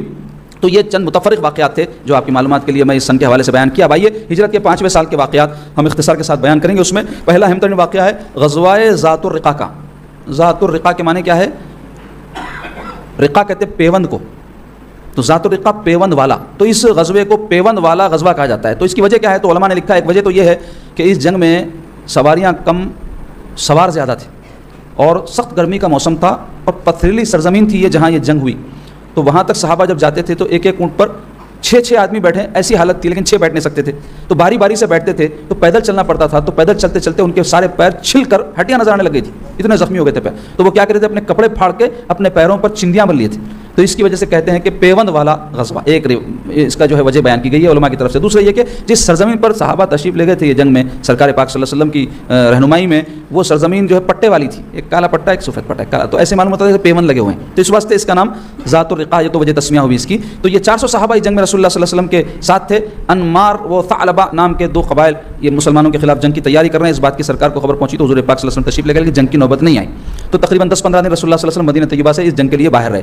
اس کے علاوہ اور ایک مشہور غزوہ ہجرت کے 5ویں سال ہوا، وہ غزوہ دومۃ الجندل ہے۔ یہ دومۃ الجندل بھی ایک مقام کا نام ہے، مدینہ شریف اور شام کے راستے پر ایک قلعہ تھا دومۃ الجندل، وہاں جو ہے کچھ قبیلے کفار کے بستے تھے، حضور پاک صلی اللہ علیہ وسلم کو خبر لگی کہ یہ لوگ جو ہے تیاری کر رہے ہیں جنگ کی، تو رسول اللہ صلی اللہ علیہ وسلم اس طرح سے جو جنگیں نہیں ہوئی کئی غزوات میں مگر تشریف لے گئے، تو اس کی حکمت کیا تھی؟ اس کی حکمت یہ تھی اپنا علاقے کا تعین کرنا کہ ہم یہاں تک پہنچ سکتے ہیں، ہم یہاں تک اپنا تصرف رکھتے ہیں، اس سے دشمن پر رعب طاری ہو جاتا تھا، اور حضور جب تشریف لے آتے تو حضور فرمائے 1 مہینے کی مسافت سے اللہ نے دشمن پر مجھے رعب عطا کیا، یعنی رسول اللہ صلی اللہ علیہ وسلم 1 مہینے کے فاصلے پر اگر ہو تو 1 مہینے پر کہیں آدمی جہاں پہنچتا ہے وہاں کوئی ہو تو اس پر ہیبت طاری رہتی تھی رسول اللہ صلی اللہ علیہ وسلم کی، رعب بولتے ہیں اس کو، بعض لوگ ہوتے ہیں نا پر رعب ہوتے، کچھ بولتے نہ بلاتے مگر ان کو دیکھتے ہوئے ڈر جاتے، تو ایسا اللہ تعالیٰ اپنے نبی کا صلی اللہ علیہ وسلم کا رعب رکھا تھا۔ تو سرکار پاک علیہ الصلوۃ والسلام 1000 صحابہ کے لشکر کے ساتھ وہاں تشریف لے گئے، وہاں بھی جنگ کی نوبت نہیں آئی، مخالف اپنے قبیلے خالی کر کے بھاگ گئے، تو کچھ مال غنیمت مسلمانوں کو حاصل ہوا۔ تیسرا جو غزوہ اس سال کا مشہور ہے وہ غزوہ مریسی ہے، اور اس غزوے کو غزوہ بنو مستلق بھی کہتے ہیں۔ بنو مستلق کیا ہے؟ بنی جو آتا ہے یہ خاندان کے نام ہوتے ہیں، جیسے بنو ہاشم رسول اللہ صلی اللہ علیہ وسلم کا خاندان، تو مستلق کا خاندان، تو یہ جو قبیلہ تھا اس کا سردار تھا حارث بن زرار، یہ ایک زبردست فوج تیار کرا تھا، تو رسول پاک علیہ الصلوۃ والسلام کو جو اس بات کی خبر ہوئی تو پیارے آقا صلی اللہ علیہ وسلم اپنے صحابہ کا لشکر لے کر تشریف لے گئے، بہت زبردست لڑائی ہوئی جس میں 10 کفار قتل کیے گئے، ایک صحابی بھی شہید ہوئے، اور 700 کفار جو ہے قیدی بنا لیے گئے، اور 2000 اونٹ اور 5000 بکریاں مال غنیمت کے طور پر مسلمانوں کو حاصل ہوئی۔ مگر اس جنگ میں بہت سارے واقعات ہوئے، اس کی بڑی تفصیل ہے۔ ایک واقعہ تو ہوا کہ منافقین نے اس میں بڑی اشارت کی، رسول پاک علیہ الصلوۃ والسلام کے بارے میں گستاخیاں کی۔ عبداللہ ابن ابی کہنے لگا، ایک جنگ یعنی اس جنگ کے موقع پر پانی کے مقام پر جھگڑا ہو گیا، ہوتا نا بھائی آج بھی ہوتا، نلوں کنے عورتیں لڑ لیتے کرتے ہیں، ویسا جھگڑا ہو گیا، تو جو ہے مہاجرین کو یہ منافقین برا بھلا کہنے لگے، تو مہاجرین بھی ان کو ڈانٹ ڈپٹ کر دیے، تو پلٹا کے عبداللہ ابن ابی گستاخی کرتے ہوئے بولا کہ ہم جب مدینہ شریف جائیں گے معاذ اللہ، جو حضور کی شان میں گستاخانہ الفاظ استعمال کیا جس کو میں دہرا نہیں سکتا، وہ الفاظ استعمال کر کہا کہ ہم ان کو اپنے شہر سے نکال دیں گے، بولا۔ تو یہ جو عبداللہ ابن منافق تھا، ان کے بیٹے تھے عبداللہ، یہ پکے مسلمان تھے، یہ رسول اللہ صلی اللہ علیہ وسلم کی خدمت میں آ کے عرض کیا، رسول اللہ میرا باپ ایسی ایسی گستاخی کرا، آپ حکم دیجئے میں ابھی گردن اتار دیتا ہوں، فرمائے۔ حضور فرمایا نہیں، میں کسی کے باپ کو مارنے کے لیے کبھی بھی اجازت نہیں دے سکتا، بلکہ حضور روک دیے۔ تو یہ دوسری شرارت کیا کرے بولے تو بی بی عائشہ صدیقہ رضی اللہ تعالیٰ عنہ اس جنگ میں تھی، تو حضور پاک صلی اللہ علیہ وسلم بعض غزوات میں اپنے ازواج کو لے جاتے تھے، اور قربان جاؤ سرکار کے حضور کے ایک ازواج تھے نا، تو کس کو لے جانا مسئلہ رہتا نا، کیونکہ ایک کو لے کے دوسری ناراض، تو حضور پاک صلی اللہ علیہ وسلم خرہ ڈالتے تھے، خرے میں جس کا نام نکلا ان کو لے کے چلے آتے، تو کسی کو بھی اعتراض نہیں رہتا، خدمت کی بات۔ تو بی بی عائشہ صدیقہ اس غزوے میں حضور پاک صلی اللہ علیہ وسلم کے ساتھ تھی، تو ان کا ہار گم گیا، تو قافلے سے بچھڑ گئی، واقعے کی بڑی تفصیل ہے، تو وہ لوگ کیا کیے، تہمت لگا دیا سیدہ، تو اللہ تبارک و تعالیٰ ان کی برات، ان کا چھٹکارا جو ہے سورہ نور میں آیات نازل فرما کر جو ہے بیان فرمائے، سیدہ عائشہ صدیقہ کی عصمت اور ان کی عظمت کیا ہے سورہ نور کی آیات سے معلوم ہوتی ہے۔ اسی طرح سرکار پاک صلی اللہ علیہ وسلم جویریہ رضی اللہ تعالیٰ عنہ سے اس غزوے میں عقد فرمائے۔ جویریہ کون ہے؟ یہ جو حارث ابن زرار سردار تھا نا، اس کی بیٹی ہیں۔ جب جنگ ختم ہوئی تو جنگوں میں پہلے جو پکڑے جاتے تھے ان کو قیدی بنا لیتے تھے، اور پھر جو مجاہدین رہتے تھے ان میں بانٹ دیا جاتا تھا۔ ایسا نہیں ہے کہ یہ سسٹم مسلمانوں نے شروع کیا، قدیم زمانے میں جنگوں میں ہوتا یہی تھا، ہر جنگ میں، تو اس زمانے کا جو سسٹم تھا وہی سسٹم تھا، کیا تھا، قیدی بنا لیے گئے، اپنا غلام بنا لو، تو فوجیاں آپس میں بانٹ لیتے تھے اس کو۔ تو حضرت جویریہ جو ہے حضرت ثابت ابن قیس رضی اللہ عنہ کے حصے میں آئی، تو وہ کہنے لگے بھائی میرے کو تم نے ہونا، ایک کام کرو، تم کام کرو، پیسے کماؤ، میرے کو دیو چھوٹ جاؤ، تو ایک غلاموں کو آزاد کرنے کا یہ طریقہ رہتا تھا۔ تو انہوں ایسا کہے تو جویریہ حضور پاک صلی اللہ علیہ وسلم کی خدمت میں آ کے عرض کی، دیکھیے میں ایک سردار کی بیٹی ہوں اور میرے ساتھ اس طرح کا سلوک ہو رہا، آپ کوئی مسئلے کا حل نکالیے۔ تو رسول اللہ صلی اللہ علیہ وسلم فرمائے میں اس سے بہتر کہ تمہاری قیمت ادا کر دی جائے، تمہارے کو ایک اس سے اچھی بات بتا دوں۔ تو بولے آپ بتائیے، تو حضور فرمائے میں تمہاری قیمت ادا کر کے تم کو آزاد کرتا ہوں اور اپنے نکاح میں بھی لے لیتا ہوں، فرمائے۔ تو انہوں خوش ہو کے بولے اس سے بڑی بات میرے لیے کیا ہو سکتی ہے، آپ قبول فرما لیجیے۔ تو رسول پاک، یہ مسلمان ہو چکی تھی، تو حضور ان کو اپنے عقد میں قبول فرما کے ام المومنین کی شہادت سے ان کو سرفراز فرمائے. اور یہ جب جیسے ہی حضور اپنے عقد میں ان کو لیے تو وہ جتنے بھی ان کے قبیلے خاندان کے قیدی تھے نا مسلمانوں سب کو آزاد کر دی. بولے رسول اللہ کا سسرال ہے, ہم کیسا کوئی خالہ ہے ان کی بی بی جویریہ کی, کوئی پھوپھی ہے, کوئی چچا ہے, کوئی ماموں ہے, اب ہم کیسا غلام بنا کر رکھیں گے سرکار کے رشتہ داروں کو. آزاد کر دیے. تو بہت سے صحابہ کہا کرتے تھے کہ ایسی بابرکت یہ بی بی ہے کہ ان کی وجہ سے ان کا سارا قبیلہ آزاد ہو گیا. یہ بی بی جویریہ سے حضور پاک صلی اللہ علیہ وسلم عقد فرمائے تھے. تو یہ ہجرت کے 5ویں سال کے اہم واقعات, اور اس میں سب سے اہم ترین واقعہ جو ہجرت کے واقعات میں سے ہے وہ جنگ خندق کا ہے. خندق کس کو کہتے ہیں؟ عربی میں گڑھے کو بولتے ہیں. اس جنگ کا اور ایک نام ہے جنگ احزاب, اور اس کا ذکر جو ہے قرآن مجید کے 21ویں اور 22ویں پارے میں پورا ایک سورہ ہے. احزاب کسے بولتے ہیں؟ انگریزی میں کوئلیشن کو بولتے ہیں. کوئلیشن یعنی کئی لوگوں کی, کئی جماعتوں کی ایک جماعت جو بنتی نا. آپ دیکھو جیسے اب یہ ہمارے ملک میں سیاست چلی تو این ڈی اے ہے, این ڈی اے میں کیا ہے, کئی پارٹیاں ہیں, ایک پارٹی این ڈی اے اس کا نام. تو ایسے ہی کئی پارٹیوں کی ایک پارٹی کو کہتے ہیں احزاب. تو یہ جو جنگ ہے بڑی بہت عظیم الشان جنگ ہے, اور سیرت میں اور تاریخ میں اس کی بڑی تفصیل ہے. قرآن میں آگے اس سے بڑھ کے کیا ہونا, قرآن مجید میں اللہ بیان فرمائے. تو ہوا یہ کہ جو یہودی بنو قینقاع اور بنو نذیر کے شہر بدر کر دیے گئے تھے, یہ جا کر کے خیبر میں بس گئے. ازریات ایک مقام ہے شام میں, وہاں بس گئے. تو وہاں ان کے جو سردار تھے ان کو خیبر کے یہودی ہاتھوں ہاتھ لیے اور ان کو اپنا بڑا بنا لیے. سلام ابن الحقیق, حیہ ابن اخطب, یہ دو مشہور تھے جو سردار تھے, مگر بڑے فتنہ پرور تھے. اب یہ خیبر میں رہ کر کے خاموش نہیں رہے, ان کے دل میں بدلے کی آگ بھڑک رہی تھی. تو مکہ مکرمہ جاتے تھے اور وہاں کے کافروں کو معاذ اللہ کہتے تھے کہ تم لوگ مسلمانوں سے اچھے ہو. حالانکہ وہ جانتے تھے کہ مسلمان توحید کے قائل ہیں, جبکہ یہود بھی توحید کو مانتے ہیں, انبیاء کو مانتے ہیں, کتابوں کو مانتے ہیں, آخرت کو مانتے ہیں, جبکہ مشرک یہ سب نہیں مانتے تھے. لیکن حضور سے دشمنی کی وجہ سے کیا کہنے لگے, تم لوگ مسلمانوں سے اچھے ہو معاذ اللہ, تعصب کی وجہ سے. اور پھر ان کو بھڑکانے لگے اور کہنے لگے کہ دیکھو ایک کام کریں گے, تم لوگ اکیلے لڑتے لڑتے تھک گئے نا, اپن سب مل کے لڑیں گے. تو اس کے لیے کیا کریں گے, تم ہیں, ہم ہیں, اور بھی دیگر جو جنگجو قبیلے ہیں ان کو بھی اپنے ساتھ شامل کریں گے. تو ایک قبیلہ بنو غطفان جو بڑا جنگجو قبیلہ تھا, ان کے پاس گئے اور ان کو لالچ دیے کہ خیبر میں جو بھی فصل نکلتی کھجور کی, آدھی فصل آپ کو ہم دیتے, آپ ہمارا ساتھ دو. تو اب لالچ دیے تو لوگ بھی تیار ہوئے. تو اس طرح بنو غطفان, بنو اسد, بنو سعد, بنو سلیم, یہ سارے قبیلے مل کے ایک زبردست لشکر جس کی تعداد تھی 10,000. اس زمانے میں 10,000 کا لشکر کوئی معمولی لشکر نہیں تھا جناب. وہ علاقے میں 10,000 کا لشکر تیار کر کے جو ہے نکلے اللہ اس کے رسول سے جنگ کرنے کے لیے. رسول پاک علیہ الصلوۃ والسلام کو جب اس بات کی خبر ملی تو حضور پاک صلی اللہ علیہ وسلم تمام صحابہ کو جمع فرما کے مشاورت فرمائے کہ کیا کرنا چاہیے. تو سارے صحابہ عرض کیے کہ یا رسول اللہ اتنی بڑی جو فوج آ رہی ہے نا 10,000 کی, اس سے میدان میں جا کے ہم نہیں لڑ سکتے, کیونکہ صحابہ کی تعداد تھی 3,000. تو 3,000 اور 10,000 کا مقابلہ درست نہیں رہتا جنگی اعتبار سے. تو ہم کو چاہیے کہ ہم مدینے میں رہیں اور ان سے جنگ کریں. مدینہ شریف کے جو ہے اطراف میں پورے کھجور کے باغات تھے, آج بھی ہیں. اس زمانے میں تو چھوٹا سا شہر تھا اور پورے کھجور کے جھنڈ تھے, تو کوئی بھی فوج اٹیک آسانی سے نہیں کر سکتی. اور دوسرے یہ کہ مکانات تھے, 3 طرف سے مدینہ شریف پورا پیک تھا. ایک طرف سے سلا جو پہاڑ ہے, سلا پہاڑ آج بھی ہے, وہ پہاڑ کے سامنے سے مدینے میں گھسنے کا راستہ تھا. تو حضرت سلمان فارسی رضی اللہ عنہ جو فارس کے صحابی ہیں, فارس کے اصل وہ فرد ہیں, وہ حضور پاک صلی اللہ علیہ وسلم کو ایک مشورہ دیے, یا رسول اللہ بڑی بڑی جنگیں جب ہوتی بڑی فوجوں سے تو فارس کے لوگ کیا کرتے, ایک گڑھا کھود دیتے بولے دونوں فوجوں کے بیچ میں, تاکہ وہ بڑی فوج ایک بارگی اٹیک نہ کر سکے. کیوں گڑھے میں گر جائیں گے نا بھائی, تو رک کے لڑنا پڑتا. تو اس سے ڈیفنس میں اور مدافعت میں بڑا فائدہ ہوتا ہے. تو رسول اللہ صلی اللہ علیہ وسلم ان کے اس مشورے کو پسند فرمائے. جبکہ عرب کے جو لوگ تھے ان کی مزاج یہ نہیں تھی, وہ ہینڈ ٹو ہینڈ لڑنے کے عادی رہتے تھے, بہادر لوگ, یہ سب مصلحت حکمت میں نہیں جاتے تھے. لیکن رسول اللہ صلی اللہ علیہ وسلم قبول فرما کے یہ درس دیے ہیں قیامت تک امت کو کہ اگر کوئی چیز کسی کے مشورے سے بہتر طریقے سے حل ہو سکتی ہے تو ہم کو اس کو اختیار کرنا چاہیے. تو بہرحال اب وہ گڑھا کھودنا ایک مسئلہ تھا, سخت سردی کا موسم اور بھوک اور پیاس کا عالم کے مسلمانوں کے لیے کھانے پینے کے بھی اس وقت مسائل تھے. صحابہ اکرام کو حضور پاک صلی اللہ علیہ وسلم کیا کیے, 10 صحابہ کو 10 گز زمین دیے, اور جب وہ کھودنا شروع کیے خندق تو 20 دن میں جا کر کے وہ خندق تیار ہوئی. سلا پہاڑ حضور پاک صلی اللہ علیہ وسلم کے پیٹ کے پیچھے تھا, اور جو ہے جو مدینے میں انٹر ہونے کا راستہ تھا وہاں پر خندق تھی. اب کفار جو ہے مستی میں چور, اور بنو قریظہ ایک قبیلہ یہود کا بھی بچ گیا تھا, حضور کا ان سے بھی معاہدہ تھا. تو بنی قریظہ کے پاس جا کر کے یہ جو یہودی حیہ ابن اخطب وغیرہ تھے کہنے لگے کہ بھائی تم بھی ہمارے ساتھ شامل ہو جاؤ, اب مسلمانوں کے لیے کوئی راستہ نہیں ہے اور اپن سب مل کے ان کا خاتمہ کر دیں گے اور ایک آر پار کی جنگ لڑ لیں گے. تو پہلے بنو قریظہ کا جو سردار تھا کعب بن اسد اس کا نام تھا, انہیں انکار کیا, بولا میں نہیں آتا بھائی, ہمارے تعلقات اچھے ہیں محمد صلی اللہ علیہ وسلم سے. لیکن اس کو بہت بھڑکائے تو انہیں راضی ہو گیا, تو یہ لوگ غداری کر دی. تو یہ غداری ایسی سخت قسم کی غداری تھی کہ مسلمانوں کی ایک طرف تو یہ اپنے کھلے دشمنوں سے لڑنا تھا, دوسرے یہ سب یہود جو تھے مدینہ ہی میں رہتے تھے, تو کبھی بھی جو ہے اندر سے بھی اٹیک ہو جانے کا خطرہ پیدا ہو گیا. تو ایسی صورتحال تھی, مگر اب جو بھی تھے سرکار پاک صلی اللہ علیہ وسلم حالات کو پیش نظر رکھتے ہوئے ان کا جو ہے خندق کے ذریعے مقابلہ کرنے کے لیے تیاری فرما رہے تھے. اور یہ کفار غرور اور تکبر میں ڈوبے ہوئے 10,000 کا لشکر لے کے یہ سمجھے تھے ہم آئیں گے اور پھر خالی مسلمانوں کے اوپر سے گزار جانا ہے ہمارے کو. جیسے ہی مدینے کے قریب پہنچے دیکھتے ٹھٹک گئے, یہ کیا ہے, کیونکہ ان کو اندازہ نہیں تھا کہ ایسا کوئی کام ہو جائے گا. تو وہ خندق خودی بھی تھی, کوئی بھی آدمی خندق کے قریب آتے صحابہ پتھراؤ کر دیتے تھے, تیر اندازی کرتے بھاگ جانا پڑتا تھا. تو محاصرہ کر لیا مدینہ شہر کا, اور آپ یقین جانیں 1 مہینے کا محاصرہ تھا. اب 10,000 آدمی 1 مہینے کا محاصرہ کرے تو 1 مہینے کا راشن ہونا. اچھا برا وقت آتا, کھانا پینا, پیشاب پیخانہ, پانی, سب چیزوں کی ضرورت پڑتی.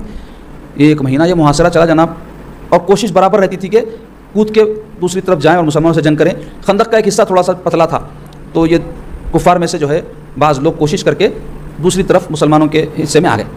ان میں ایک زبردست کافر, بوڑھا, جنگ کا زبردست تجربہ رکھنے والا, اس کا نام تھا عمر ابن عبدود.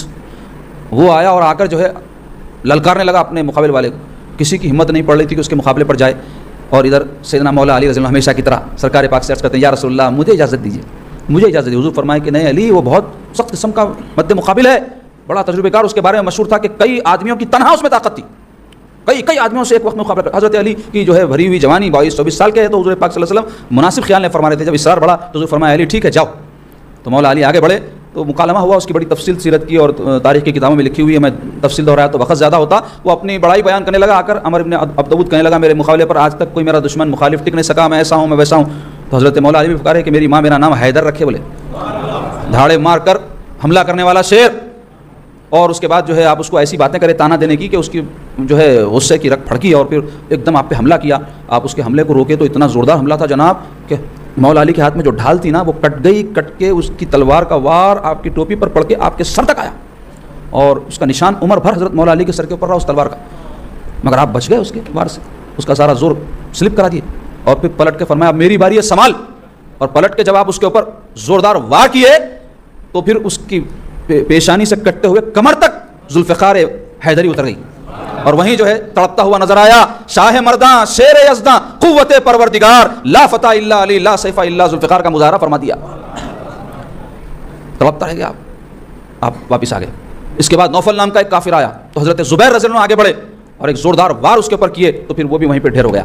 اب یہ بھاگے پلٹ کے باقی کے جو دیکھے حالت, اب مسلسل کوشش جاری رہتی تھی, ادھر سے تیر پتھر ادھر سے تیر پتھر کا سلسلہ چلتا رہتا تھا. اس اسنا میں جب محاصرہ بڑھا تو رسول پاک علیہ الصلوۃ والسلام دیکھے کہ صحابہ اکرام بھوک اور پیاس سے جو ہے بے چین ہیں, اور جنگ کے اندر آدمی کو غذا طاقت کی ضرورت ہوتی, ریلیکس بھی ہونا پڑتا, ریسٹ بھی کرنا پڑتا. مسلمانوں کو راتوں میں جاگنا پڑ رہا, کب یہ لوگ خندق پھلان کے آتے نہیں آتے نہیں معلوم. تو سارے انصار کو جمع کر کے رسول اللہ صلی اللہ علیہ وسلم فرمائے دیکھو ایک کام کریں گے, یہ غطفان قبیلہ سب سے سخت قسم کا قبیلہ تھا, اس کو یہ لوگ لے کے آئے, لالوچ دے کر لائے, تو ہم بھی ان کو جو ہے یہ آفر کریں گے کہ مدینہ شریف کی جو بھی فصل کھجور کی نکلتی آدھی ہم آپ کو دیتے, آپ یہ جنگ سے وڈرا ہو جاؤ. تو انصار صحابہ سن کے بولے یا رسول اللہ یہ کیسی بات ہے میرے آقا, ہم جب کفر پہ تھے, گمراہی پر تھے, راہ راست پہ ہٹے ہوئے تھے, اس وقت ہم ایک تنکا ان بدبختوں کو نہیں دیے, اب تو اللہ آپ کے صدقے میں ایمان کی دولت سے سرفراز کر دیا, ہم ان کو ایک کھجور کی گھٹلی تو کیا, ان کو ہم تلوار اور تیر کے علاوہ کچھ نہیں دیں گے. تو ان کے اس استقلال کو, ان کے ایمانی جذبے کو دیکھ کے رسول اللہ صلی اللہ علیہ وسلم انصار کو بہت دعائیں دیے. حضور پاک صلی اللہ علیہ وسلم کی بہت دعائیں انہوں نے حاصل کی اس موقع پر. اب اس کے بعد ایسا ہوا جناب 1 مہینہ جب ہو گیا تو اب اللہ تعالیٰ کی طرف سے ان بدبختوں کے اوپر عذاب کی صورت یہ ظاہر ہوئی کہ ان کا راشن ختم ہو گیا تھا, ان کی ہمت جواب دے دی تھی, پریشان تھے کہ کیا کرنا. اس اسنا میں سرکار کے ایک صحابی کچھ ایسی جنگی جو ہے صورتحال اختیار کی ہے کہ ان میں پھوٹ بھی پڑ گئی, اور جو ہے بعض کہنے لگے بھائی ہم نہیں رہتے, اب جاتے کب تک لڑیں گے, ایسی باتیں شروع ہو گئی. ان کا پورا حوصلہ ختم ہو گیا کہ اللہ تبارک و تعالیٰ نے ایک زور کی آندھی ان پر بھیج دی. ایسی آندھی آئی کہ ان کے خیمے اکھڑ گئے, ان کے پکوان کے جو ہے برتن سارے الٹ گئے, اور ان کے خیموں میں آگ لگ گئی, اور ایسی دہشت اور وحشت کے ساتھ بھاگے کہ کئی جو ہے ایسے تھے کہ اپنی سواریوں کی ڈوریاں تک جو ہے نکالنا بھول گئے, اور اوندے منہ گر رہے تھے مگر بھاگتے چلے گئے, اور جو ہے ان کا جو ہے سارا جو وہ تھا زور تھا ٹوٹ گیا, اور اللہ تبارک و تعالیٰ ان کے شر سے جو ہے اپنے محبوب صلی اللہ علیہ وسلم کی حفاظت فرمایا. لیکن اس اسنا میں کیا ہوا کہ جو تیر اندازی کا سلسلہ چل رہا تھا تو حضرت سعد بن معاذ رضی اللہ عنہ جو اوس کے سردار تھے, ان کے پیر میں ایک تیر لگا, اور اکھل ایک رگ ہوتی ہے جو ایڑی کے اوپر کا حصہ ہوتا ہے, وہ رگ ان کی کٹ گئی. تو وہاں باڈی کے نیچے رہتی ہے نا, وہ تو خون جو ہے بہت تیزی سے اس کی طرف جاتا, تو ان کا خون بہنے لگا. تو رسول اللہ صلی اللہ علیہ وسلم کو جب پتہ چلا تو پیارے آقا صلی اللہ علیہ وسلم جا کر کے خود اپنے دست اقدس سے ان کی مرہم پٹی فرمائے, اور جو ہے بعد میں چل کر کے یہ قریظہ جو قبیلہ غداری کیا تھا اس کی سرکوبی کے ضمن میں یہ واقعہ آئے گا کہ اب یہ کفار تو بھاگ گئے, اور رسول اللہ صلی اللہ علیہ وسلم مدینہ طیبہ تشریف لائے, اور اپنا جنگی لباس اتارنا ہی چاہتے تھے کہ حضرت جبرائیل علیہ السلام حاضر خدمت ہوئے, اور عرض کیا کہ یا رسول اللہ آپ جنگی لباس اتار دے رہے ہیں. حضور فرمایا ہاں جنگ تو ختم ہو گئی, تو ہم لوگ فرشتے تو نہیں اتارے. بولے تو بولے کیوں؟ اس واسطے کہ اللہ نے حکم دیا قریظہ کی طرف چلو, انہوں نے غداری کی ہے, ان کی سرکوبی ہونی چاہیے. تو رسول اللہ صلی اللہ علیہ وسلم سارے صحابہ اس وقت تھکے ہارے ماندے, مگر قربان جاؤ. حضور کے اشارے پر کیسی اپنی جانوں کو قربان کرتے تھے. حضور فرمائے قریظہ چلنا ہے, تو سب چلے. قریظہ پہنچ کر کے حضور علیہ الصلوۃ والسلام نے نمائندوں کو بھیجایا کہ تم لوگ عہد شکنی کرے, غداری کرے, تمہارا کیا کام کرنا چاہیے, تمہارے ساتھ کیا معاملہ کرنا چاہیے. تو وہ بدبخت جو ہے تیار تھے جنگ کے واسطے, ڈوڑیاں تھے, پھاٹا تھے, سب لگا لے کے بولے ہاں ہم جو کرے صحیح کرے, اور حضور پاک صلی اللہ علیہ وسلم کی شان میں گستاخیاں کرے, گالیاں دی حضور. تو مولا علی آ کے بولے یا رسول اللہ ایسی ایسی باتیں کر رہے ہیں لوگ. تو حضور پاک صلی اللہ علیہ وسلم محاصرہ فرما لیا, ان کا گھیرا ڈال دی. تو وہ لوگ جو ہے بولے کہ بھائی ہمارے کو حضرت سعد ابن معاذ جن کا بھی ذکر ہوا ان پہ بھروسہ ہے، ہمارے قدیم تعلقات ہیں ان سے، آپ ان کو بھیجو، انہوں ہمارے حوالے سے جو فیصلہ فرمائے ہم کو منظور ہے۔ حضور فرمایا ٹھیک ہے سعد کو اطلاع کرو۔ تو سعد ابن معاذ اس وقت سخت زخمی حالت میں تھے، لیکن حضور کا حکم ہوا تو اپنی سواری پر بیٹھ کر کے حاضر خدمت ہوئے۔ تو سرکار فرمائے اے سعد جاؤ اور بنی قریظہ کے بارے میں جو تم فیصلہ کرنا ہے کرو۔ تو آپ جا کر کے ان کے پاس یہ اعلان فرمائے کہ میرا فیصلہ یہ ہے ان کے حوالے سے کہ یہ جنگی مجرم ہے، اور جنگی مجرموں کا توریت میں انجیل میں حکم یہ ہے کہ ان کے جو مرد ہیں جنہوں نے جنگ کی تھی یا جرم کیا تھا ان کو قتل کر دیا جائے، ان کی عورتوں اور بچوں کو قیدی بنا لیا جائے اور ان کا مال مجاہدین میں تقسیم کر دیا جائے۔ یہ فیصلہ جب ہوا تو پیارے آقا صلی اللہ علیہ وسلم کو خبر دی گئی کہ سعد نے یہ فیصلہ کیا، تو اس نے فرمایا بھی یہ نہیں، وہی فیصلہ ہے جو اللہ کا حکم ہے، اللہ کا بھی یہ حکم ہونے والا تھا ان کے بارے میں، انجام تو یہی ہے ان کا۔ تو پھر ان کے ساتھ وہی معاملہ کیا گیا، لیکن حضرت سعد بن معاذ کی اس کے بعد طبیعت بگڑ گئی، اپنے خیمے میں آرام کر رہے تھے، ان کا جو زخم تھا پھٹ گیا اور خون بہہ کر بازو کے قبیلے کے خیمے میں آیا۔ تو ان لوگوں نے کہا کہ بھائی یہ خون تبصرہ کہاں سے آ رہا؟ جا کے جھانکے تو کیا ہے ان کا زخم پھٹ گیا تھا اور اسی میں ان کی شہادت ہو گئی۔ جب ان کی شہادت ہوئی تو رسول اللہ صلی اللہ علیہ وسلم فرمائے کہ آخری جب وقت تھا حضور تشریف لے گئے تھے، تو یہ حضور کو دیکھ کر عرض کیا السلام علیکم یا رسول اللہ۔ تو سرکار پاک صلی اللہ علیہ وسلم ان کو جواب دیے اور ان کو مبارکباد دیے کہ اے سعد اللہ تعالیٰ تم سے راضی ہے۔ اور پھر حضرت سعد کا جب وصال ہوا تو سرکار پاک صلی اللہ علیہ وسلم فرمائے کہ عرش ہل گیا اللہ تعالیٰ کا اس کی شہادت کی وجہ سے، اور 70,000 فرشتے ان کے جنازے میں شریک ہوئے۔ سرکار پاک صلی اللہ علیہ وسلم انگلیوں کے بل چل رہے تھے، حدیث میں آئے تو صحابہ پوچھے یا رسول اللہ کیوں؟ تو بولے فرشتوں کے پر ہیں، ہر طرف فرشتے ہیں سارے موجود، ان کے جنازے میں شریک ہوئے سعد بن معاذ رضی اللہ۔ تو ان کے بارے میں آتا ہے کہ جب یہ زخمی ہو گئے شدید تو ایک دعا کرے تھے، کیا دعا کیے تھے؟ اللہ مجھے تیرے محبوب نبی محمد صلی اللہ علیہ وسلم کی طرف سے کفار قریش سے لڑنے سے زیادہ کوئی دل میں آرزو نہیں لی کبھی، اور اللہ یہ جو جنگ ہوئی ہے مجھے ایسا اندازہ ہو رہا ہے کہ اس کے بعد اب یہ کبھی بھی مسلمانوں سے نہیں مقابلہ کر سکیں گے، تیرے نبی سے نہیں جھگڑ سکیں گے، تو اگر یہ جنگ قریش سے آخری جنگ ہے تو اللہ مجھے موت دے دے، اگر ایسا نہیں ہے اور جنگیں باقی ہے تو مجھے زندہ رکھتا کہ میں تیرے نبی کی طرف سے لڑتا رہوں۔ تو ان کا انتقال کر جانا اس بات کا ثبوت اور علامت تھی کہ آگے پھر کفار قریش سے کوئی جنگ ہونے والی نہیں تھی۔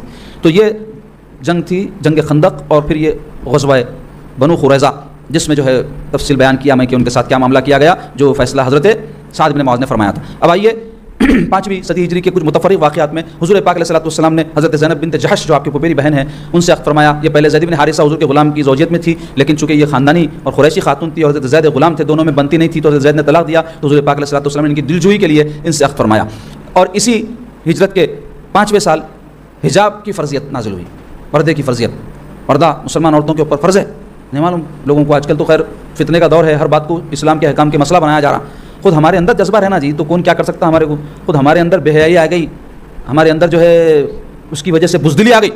جس قوم میں بے حیائی پیدا ہوتی ہے اس کے اندر بزدلی پیدا ہو جاتی ہے۔ آج کیا حال ہے مسلمان بچیوں کا، میرے کو بار بار بولتے ہوئے بھی اچھا نہیں دکھ رہا، مگر میں کروں تو کیا کروں۔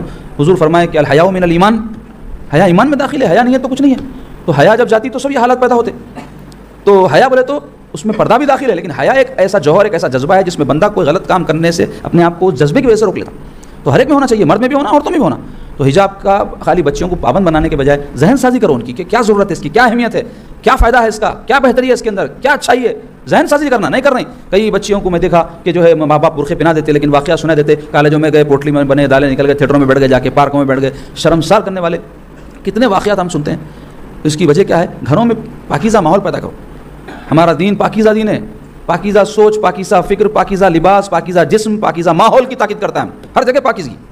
تو بہرحال یہ حکم نازل ہوا۔ اس کے علاوہ حد قذف، یعنی کوئی زنا کی کسی پر تہمت لگایا، ثابت نہیں ہوئی تو اس کی سزا کیا ہے۔ دیکھو مدنی جو دور ہے سرکار پاک صلی اللہ علیہ وسلم کا، یہ سارا دور جو ہے زیادہ تر احکامات کے نزول کا دور ہے۔ مکہ مکرمہ میں نبوت کے 12ویں سال نماز فرض ہوئی اور کچھ احکام نہیں تھے، البتہ اخلاقیات کی تعلیم اور عقائد کی تعلیم تھی وہاں پر، اور مدینہ طیبہ میں شرعی احکام، تو اس کے تحت حد قذف اور تیمم کے احکام، نماز خوف کے احکام، یہ سب ہجرت کے 5ویں سال کے واقعات میں سے۔ اب آئیے ہجرت کے 6 سال کے کچھ واقعات اختصار کے ساتھ بیان کروں گا۔ اس میں سب سے عظیم الشان، بلکہ سیرت کے واقعات میں سے ایک عظیم الشان واقعہ بیعت رضوان اور صلح حدیبیہ کا واقعہ ہے۔ یہ بیعت رضوان کیا ہے اور یہ صلح حدیبیہ کیا ہے، تو اس کے لیے آپ کو جو پس منظر ہے وہ سمجھنے کی ضرورت ہے۔ وہ کیا ہے کہ رسول پاک علیہ الصلوۃ والسلام ہجرت کے 6 سال ایک دن صحابہ سے فرمائے کہ اللہ تعالیٰ ہم کو، میں خواب دیکھا ہوں کہ مکے کی سرزمین فتح فرما دے گا۔ پھر سرکار پاک صلی اللہ علیہ وسلم فرمائے کہ ہم عمرے کے لیے جا رہے ہیں، تو 1400 صحابہ حضور پاک صلی اللہ علیہ وسلم کے ساتھ ہو گئے، اور رسول پاک علیہ الصلوۃ والسلام میقات سے احرام باندھے اور قربانی کے جانور لے کر کے تشریف لے جانے لگے عمرے کے لیے۔ کفار کو اس بات کی خبر ہو گئی، تو کفار یہ ٹھان لیے کہ ہم حضور پاک صلی اللہ علیہ وسلم کو مکہ مکرمہ میں داخل ہونے نہیں دیں گے۔ حالانکہ کافروں کے اندر بھی یہ بات تھی قدیم سے کہ کوئی زائر آتا، کوئی معتمر آتا، کوئی حاجی آتا تو اس کا بڑا احترام کرتے تھے، اس کا بڑا استقبال کرتے تھے، لیکن رسول اللہ صلی اللہ علیہ وسلم سے دشمنی اور نفرت کی وجہ سے یہ بدبخت کہنے لگے کہ حضور کو ہم مکے میں داخل ہونے نہیں دیں گے۔ حالانکہ حضور پاک صلی اللہ علیہ وسلم اپنے ساتھ کوئی جنگی ہتھیار نہیں لے گئے تھے، البتہ تلوار اس زمانے میں ایک عام ہتھیار، جیسے آج کل ہر ایک کے پاس فون نہیں ہے، ویسے ہر ایک کے پاس تلوار رہتی تھی، تو عام ہتھیار تھا، کوئی خاص جنگی ہتھیار نہیں تھا وہ اپنی مدافعت کے لیے۔ تو ایک طرح کی پروٹیکشن کا احساس بھی، اور اس زمانے میں جو فتنے شر عام تھا اس کی وجہ سے ضروری رہتا تھا ہر ایک کے پاس۔ جیسے آج کمیونیکیشن کا دور ہے تو فون ہے، اس زمانے میں سیکیورٹی اور سیفٹی کی اہمیت زیادہ تھی تو تلوار رہتی تھی۔ تو بہرحال وہ ایک عام ہتھیار تھا جو ساتھ تھا، لیکن کفار جو ہے اڑ گئے کہ ہم ہرگز نہیں آنے دیں گے۔ تو رسول پاک صلی اللہ علیہ وسلم جب قریب پہنچے کچھ منازل مکہ مکرمہ کے، تو حضور کو یہ خبر پہنچی کہ ایک لشکر دشمنوں نے تیار کر لیا ہے اور کسی صورت میں سرکار پاک صلی اللہ علیہ وسلم کو مکے میں داخل ہونے سے مانے ہونے والے ہیں، رکاوٹ بننے والے ہیں۔ تو حضور پاک صلی اللہ علیہ وسلم جو مدینے سے مکے کا راستہ تھا، مین راستہ چھوڑ کر کے ایک دوسرے غیر معروف راستے کی طرف تشریف لے گئے، اور حدیبیہ وہ مقام کا نام تھا۔ وہاں سرکار پاک صلی اللہ علیہ وسلم اپنے اس جو ہے صحابہ کے قافلے کے ساتھ تشریف فرما ہوئے، تو وہاں پانی کی تنگی ہو گئی، صحابہ کرام کے پاس پانی ختم ہو گیا، کیونکہ اس زمانے میں ریسورسز پانی کے لمیٹڈ تھے، ساتھ پانی لے جانا، پھر کہیں کنواں ملا تو بھر لینا، ہر جگہ تھوڑے مل جاتا تھا، بسلری کے باٹلاں جیسا ملتے ہیں ہمارے کو جہاں چاہے سہولت سے، تو پیسہ ویسٹ کرتے دیکھے نہیں، اس واسطے میں دیکھا پانی ویسٹ کرتے، پانی ویسٹ کرنا گناہ ہے۔ وضو میں کتنی مرتبہ دھونا ہے؟ اعضاء وضو کو 3 مرتبہ، کوئی ثواب زیادہ ہو کے 4-5 مرتبہ دھویا تو مکروہ ہے، ثواب نہیں ہے، گناہ ہوتا، خلاف سنت ہے۔ حضور پاک صلی اللہ علیہ وسلم فرمائے ندی کے پاس بھی تمہارا گھر ہے تو پانی ضائع مت کرو، ندی تو ندی ہے، پانی آتا رہتا، کامش ندی کا پانی آنا ہے تو بھی ضائع مت کرو۔ بولے گھروں میں دیکھا میں ایک لوٹا پانی کی ضرورت بکیٹ میں ڈالتے جی پوری ایسی، پیسہ ویسٹ کرتے، اور مسجدوں میں جب وضو کرتے بھڑ بول کے نہ کھول دیتے۔ ہم یہ اپنی حیدرآبادی دکنی انداز سے بولوں میں آپ کو، کس تیزی کے ساتھ کھولتے دیکھیں نا، پانی اڑتے رہتا، آزو بازو میں نہا لینا انہیں بازو والا ایسا وضو کرتے۔ خطرے کا حساب ہے، جب پانی کا اسراف کرنے پر حساب دینا ہے تو پیسہ جو محنت کر کے کمایا جاتا ہے اس کے اسراف کی کیا نہیں سزا ہوں گی، سوچو کتنا پیسہ مسلمانوں کا بھیجا صرف اور فضول کاموں میں، بتا رہا ہوں میں آپ، دکھاوے کے کاموں میں، شو اپ پٹ اپ کے کاموں میں، شادیاں کر رہی 10 گاڑیاں پیچھے، 10 گاڑیاں آگے، 10 گاڑیاں پیچھے لگا کے نوشا نکل رہے ہیں۔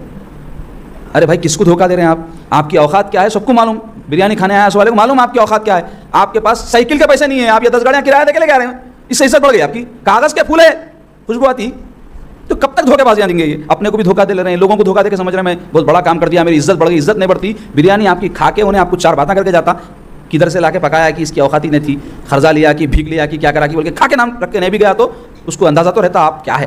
تو ہم جتنی استطاعت رکھتے ہوتے کاما کرو بھائی، ہر قدم پہ کپڑے پہننے میں، زندگی گزارنے میں، اور سادگی کو ترجیح دو۔ رسول اللہ صلی اللہ علیہ وسلم کی عظیم سنت ہے سادگی، میرے آقا کے لیے کائنات بنائی گئی۔ حضور پاک صلی اللہ علیہ وسلم کے پاس جبرائیل آ کر عرض کیا، یا رسول اللہ آپ چاہیں تو نبی اور بادشاہ بن جائیں، آپ چاہیں تو بندے نبی بن جائیں، نبی اور بادشاہ۔ حضرت سلیمان علیہ السلام ایسی عظیم ان کی سلطنت تھی، ان کا تخت جو ہے جنات اٹھاتے تھے، پرندے سایہ فگن ہوتے تھے، محلات تھے، کئی سینکڑوں ان کی ازواج تھی۔ تو میرے پیارے آقا صلی اللہ علیہ وسلم فرمایا، میں نبی اور بندہ بننا پسند کرتا ہوں اور چاہتا ہوں کہ ایک دن کھاؤں تو میں شکر کروں، ایک دن نہ کھاؤں اور اللہ صبر کے ساتھ زندگی گزاروں۔ اب ویسے نبی پاک کی امت ہے، یہ سمجھ رہے ہیں کہ ہم یہ دکھاوا کریں گے تو لوگوں میں جھوٹی شان ہے، کوئی عزت نہیں بڑھتی، ذلیل ہوتا انسان، خرچ میں مبتلا ہوتا، بے عزت ہوتا۔ تو مختصر یہ کہ پانی ختم ہو گیا، صحابہ کے سرکار کی خدمت میں عرض کیا، یا رسول اللہ صلی اللہ علیہ وسلم پانی ختم ہو گیا، کیا کرنا؟ حضور فرمایا جتنا بھی ہے پانی لے کے آؤ، تو سب جمع کر کے لائے تو ایک کٹورے کا تھا، تو پیارے آقا صلی اللہ علیہ وسلم اس میں اپنا دست اقدس ڈال دیے۔ جیسے ہی اپنا دست اقدس ڈالے، سرکار پاک صلی اللہ علیہ وسلم کے انگشتہ مبارک سے پانی نکلنا شروع ہو گیا۔ تو اب کٹورے میں جیسے ہی آپ اپنا دست اقدس ڈالے، وہ کٹورا فل ہو کے پانی بہنا شروع ہوا نا، تو ایک برتن میں آپ جب کچھ بھی چیز ڈالے پانی گرا تو اس کے بعد جتنا ہے گر کے بعد میں پھر نہیں گر سکتا، مگر اب گرنا شروع ہوا تو گرتے جا رہا۔ صحابہ آئے، اپنے پورے مشکل بھر لیے، پانی کے برتن بھر لیے، خود بھی پی لیے، اسٹاک بھی کر لیے، اونٹوں کو بھی پلا لیے۔ تو حدیث میں آپ پوچھا گیا کتنے لوگ تھے، تو بولے 1400 لوگوں کو پانی کافی ہوا۔ اور ایسے ہی وہاں کنواں تھا، سکا ہوا تھا، آ کے صحابہ بولے یا رسول اللہ اب وضو کو اس کو پانی ہونا ہے، کئی دن رکنا پڑا وہاں پہ حدیبیہ میں۔ تو بولے یا رسول اللہ کیا کرنا، پانی نہیں۔ حضور فرمائے تیر لاؤ، تیر لے کر کے حضور اس میں تیر مارتے پانی نکلنا شروع ہوا، اور پھر پانی اپنا حضور پاک صلی اللہ علیہ وسلم کلی فرما دیا اس میں، تو وہ جو ہے کنواں سارا پانی سے بھر گیا اور صحابہ کی ساری پانی کی ضرورت پوری ہو گئی۔ تو وہ معجزات میرے سرکار کے ایسے موقع پر ظاہر ہوئے۔ ویسے جنگ خندق کے موقع پہ بھی معجزات ظاہر ہوئے تھے، وقت نہیں ہے حالانکہ معجزات سننا چاہتے لوگ، مگر میرے سرکار کا کون سا عمل ایسا ہے جو معجزہ نہیں ہے؟ ہر معاملہ ان کا معجزہ ہے۔ اگر آپ غور کریں تو سرکار پاک کون سی زندگی کا لمحہ ایسا ہے جو معجزانہ ہو؟ ہر لمحہ معجزانہ ہے سرکار پاک صلی اللہ علیہ وسلم۔ تو مختصر یہ کہ سرکار پاک علیہ الصلوۃ والسلام حضرت عثمان غنی رضی اللہ عنہ کو کفار قریش کے پاس بھیجے کہ جاؤ ان سے کہو کہ بھائی ہم جنگ لڑنے نہیں آئے، ہم سے صلح کر لو۔ تو حضرت عثمان غنی جب گئے تو کفار ان کو ذرا دیر تک روک لیے، ان سے بولے کہ ہم محمد صلی اللہ علیہ وسلم کو تو مرتے مر جائیں گے، مکے میں داخل ہونے نہیں دیتے، ہاں البتہ آپ آئے نا، اب آئے سوچتے کو آپ عمرہ کرنا چاہ رہے ہیں تو آپ کو احرام دکھ رہا، عمرہ کر لے کے جاؤ۔ تو حضرت عثمان غنی کی سرکار سے محبت کے قربان جاؤ، کعبہ بے شک ان کے نزدیک احترام کی جگہ ہے اور ہر ایک مسلمان کے نزدیک ہے، لیکن کعبے کو جو عزت بخشے ہیں میرے سرکار بخشے، کعبے کی عظمت جو بڑھائے ہیں میرے سرکار بڑھائے، ورنہ بت خانہ بنا ہوا تھا وہ تو حضرت عثمان غنی کیا کہے معلوم آپ کو، میرے سرکار عمرہ نہ کرے غلام کیسے کر لے، میں نہیں کر سکتا، کرا تو حضور کے ساتھ ہی کروں گا، نہیں کیے۔ اب وہاں دیر ہو گئی تو ایک افواہ مشہور ہو گئی حدیبیہ میں، کیا افواہ مشہور ہو گئی کہ حضرت عثمان غنی شہید کر دیے گئے ہیں، تو حضور کے نمائندے تھے اور ان کو اگر کوئی شہید کرے تو بہت بڑا جرم تھا، تو رسول اللہ صلی اللہ علیہ وسلم صحابہ کو جمع فرمائے، ایک درخت کے نیچے تشریف فرما ہوئے اور ارشاد فرمائے دیکھو اگر واقعتاً یہ خبر سچی ہے اور عثمان شہید کر دیے گئے ہیں تو ہم ان کے خون کا بدلہ لیں گے، اور تم میرے سے عہد و پیمان کرو کہ تم ہرگز ٹلو گے نہیں، اس جنگ میں پیٹ نہیں دکھاؤ گے، اور جب تک حضرت عثمان کا بدلہ نہیں لیں گے ہم یہاں سے واپس نہیں جائیں گے۔ تو سارے صحابہ رسول اللہ صلی اللہ علیہ وسلم سے بیعت کیے۔ بیعت ایک عربی لفظ ہے، ویسے تو اس کے معنی خریدنے بیچنے کے ہوتے ہیں، لیکن یہ بیعت سے مراد یہ ہے کہ صحابہ اپنے آپ کو حضور کے ہاتھ پر بیچ دیے اور یہ عہد کیا کہ یا رسول اللہ ہم مرتے مر جائیں گے، حضرت عثمان کا بدلہ لیے بغیر یہاں سے نہیں جائیں گے۔ تو اللہ تبارک و تعالیٰ اس بیعت کا سورہ فتح میں ذکر فرمائے، ان الذین یبایعونک انما یبایعون اللہ ید اللہ فوق ایدیہم، کیا فرمایا اللہ تعالیٰ، ان الذین یبایعونک، اے محبوب صلی اللہ علیہ وسلم جو آپ سے بیعت کر رہے ہیں، ان الذین یبایعونک یبایعون اللہ، وہ آپ سے نہیں اللہ سے بیعت کر رہے ہیں، ید اللہ فوق ایدیہم، اللہ کا ہاتھ ان کے ہاتھوں پر ہے۔ اللہ اکبر، کیا شان ہے میرے سرکار کی کہ حضور سے بیعت کرنے کو اللہ فرما رہے ہیں، اللہ سے بیعت کر رہے ہیں۔ رسول اللہ صلی اللہ علیہ وسلم دست اقدس بڑھائے، 1400 صحابہ حضور کے دست اقدس پر اپنے ہاتھ رکھے، تو پیارے آقا صلی اللہ علیہ وسلم اپنا بایاں ہاتھ جو ہے سب کے ہاتھوں پر رکھ کر فرمائے یہ عثمان کا ہاتھ ہے، فرمائے۔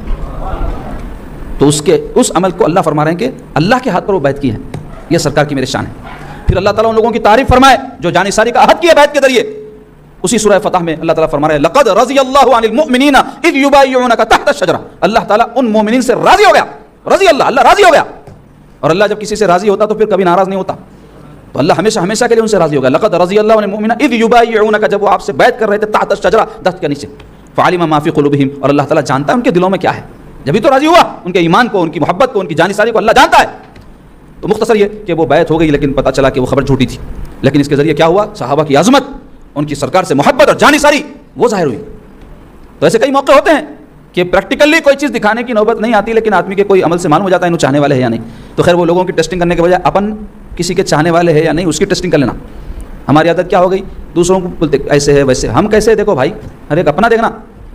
بہرحال یہ اس کو کہتے ہیں بیعت رضوان، یعنی ایسی بیعت جس سے اللہ راضی ہو گیا۔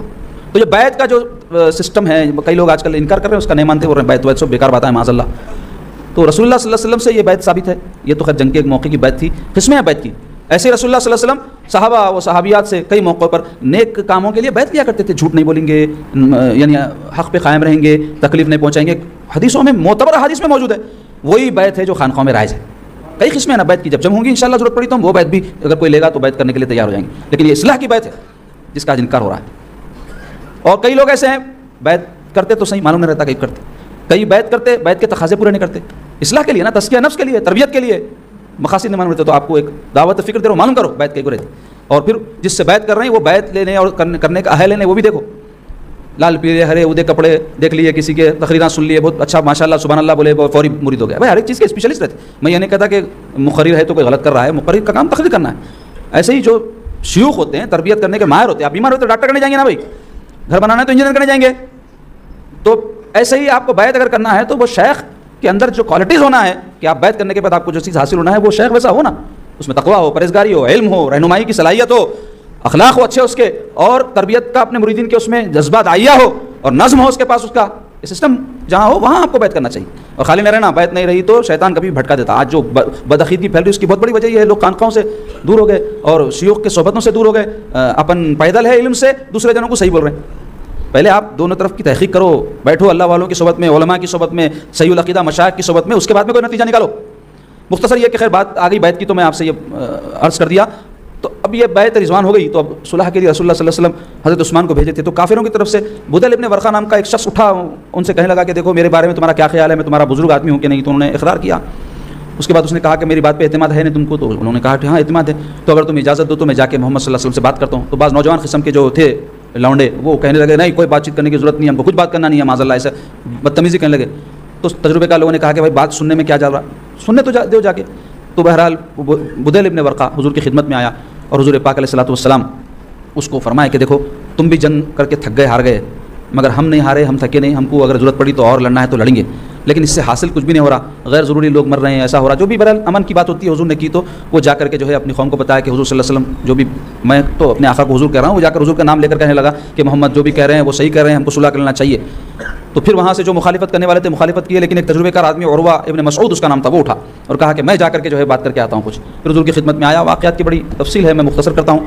تو وہ آیا, رسول اللہ صلی اللہ علیہ وسلم کے صحابہ کو دیکھا, حضور کے معمولات کو دیکھا, سارے ماحول کو دیکھا, ڈسپلن کو دیکھا, وارفتگی کو دیکھا, ادب کو دیکھا. اب گیا اپنی قوم میں, وہ تھا جاسوسی کا ماہر, اور کہیں بھی بڑے بڑے لوگوں کے پاس جاسوسی کرنا ہے تو اس کو بھیجتے تھے. تو جاسوس ایکسپرٹ رہتے, کوئی بھی چیز کا تجزیہ کرنے میں, غور و خوض کرنے میں, نتیجہ نکالنے میں. تو جا کر کے اپنی قوم سے کہنے لگا میری قوم صلح کر لو. تو کیوں؟ میں نے محمد صلی اللہ علیہ وسلم کے جانثاروں کو, ان کے چاہنے والوں کو دیکھا, خدا کی قسم ان کے جیسے چاہنے والے میں نے کہیں بھی نہیں دیکھے. میں قیصر و کسریٰ کے درباروں میں گیا ہوں اور میں بڑے بڑے بادشاہوں کے پاس گیا ہوں, لیکن خدا کی قسم محمد کے جیسے چاہنے والے کسی کے دربار میں نے نہیں دیکھے. جب وہ تھوکتے ہیں تو ان کا جو تھوک ہوتا ہے وہ زمین پہ گرنے نہیں دیتے, اپنے ہاتھوں میں لے کر جسموں پہ مل لیتے. وہ جب وضو کرتے ہیں تو وضو کے پانی کا ایک قطرہ زمین پر گرنا نہیں پاتا, وہ لے کر تبرکاً اپنے جسموں پر مل لیتے ہیں. جب محمد صلی اللہ علیہ وسلم بات کر رہے ہوتے ہیں تو وہ ایسے بیٹھے ہوتے ہیں جیسے ان کے سر پر پرندے بیٹھے ہیں کہ ذری سی جنبش سے وہ اڑ جائیں گے, اور جب وہ کسی بات کا حکم ان کو دیتے ہیں تو وہ اپنی جان قربان کرنے کے لیے تیار ہو جاتے ہیں. ان سے تم نہیں لڑ سکتے بولا. تو یہ جو بات ہے تاریخ کی معتبر کتابوں میں آئی ہے, اس نے جو کہا میں اس کا مفہوم آپ کے سامنے رکھا. تو اس سے علماء کہتے ہیں کہ یہ کوئی حضور کا عقیدت مند نہیں تھا, کوئی صحابیہ چاہنے والا نہیں تھا, دشمن کی یہ رائے تھی. پھر دیکھو صحابہ کا جو ادب, جو وارفتگی تھی, وہ کون سی حدیث اور کون سی قرآن کی آیت میں میرے کو بتاؤ, کہاں قرآن میں آیا کہ حضور جب تھوکے تو تم لوگ اپنے ہاتھوں پہ لے کے منہ پہ مل لو, ثبوت بولتے نا. تو یہ وارفتگی اور محبت حدود شریعت میں رہتے ہوئے کسی بھی طریقے سے کی جا سکتی ہے. یہ بات سمجھ میں آئی. وضو کا پانی گرے تو تبرک بنا لو, کہیں آیا حدیث میں؟ یہی روایت بتاتی ہے کہ یہ چیز جائز ہے. اس کے علاوہ اور بے شمار ایسے مواقع ہیں کہ جس میں صحابہ اکرام حضور سے اپنی محبت اور وارفتی کا اظہار کی ہیں.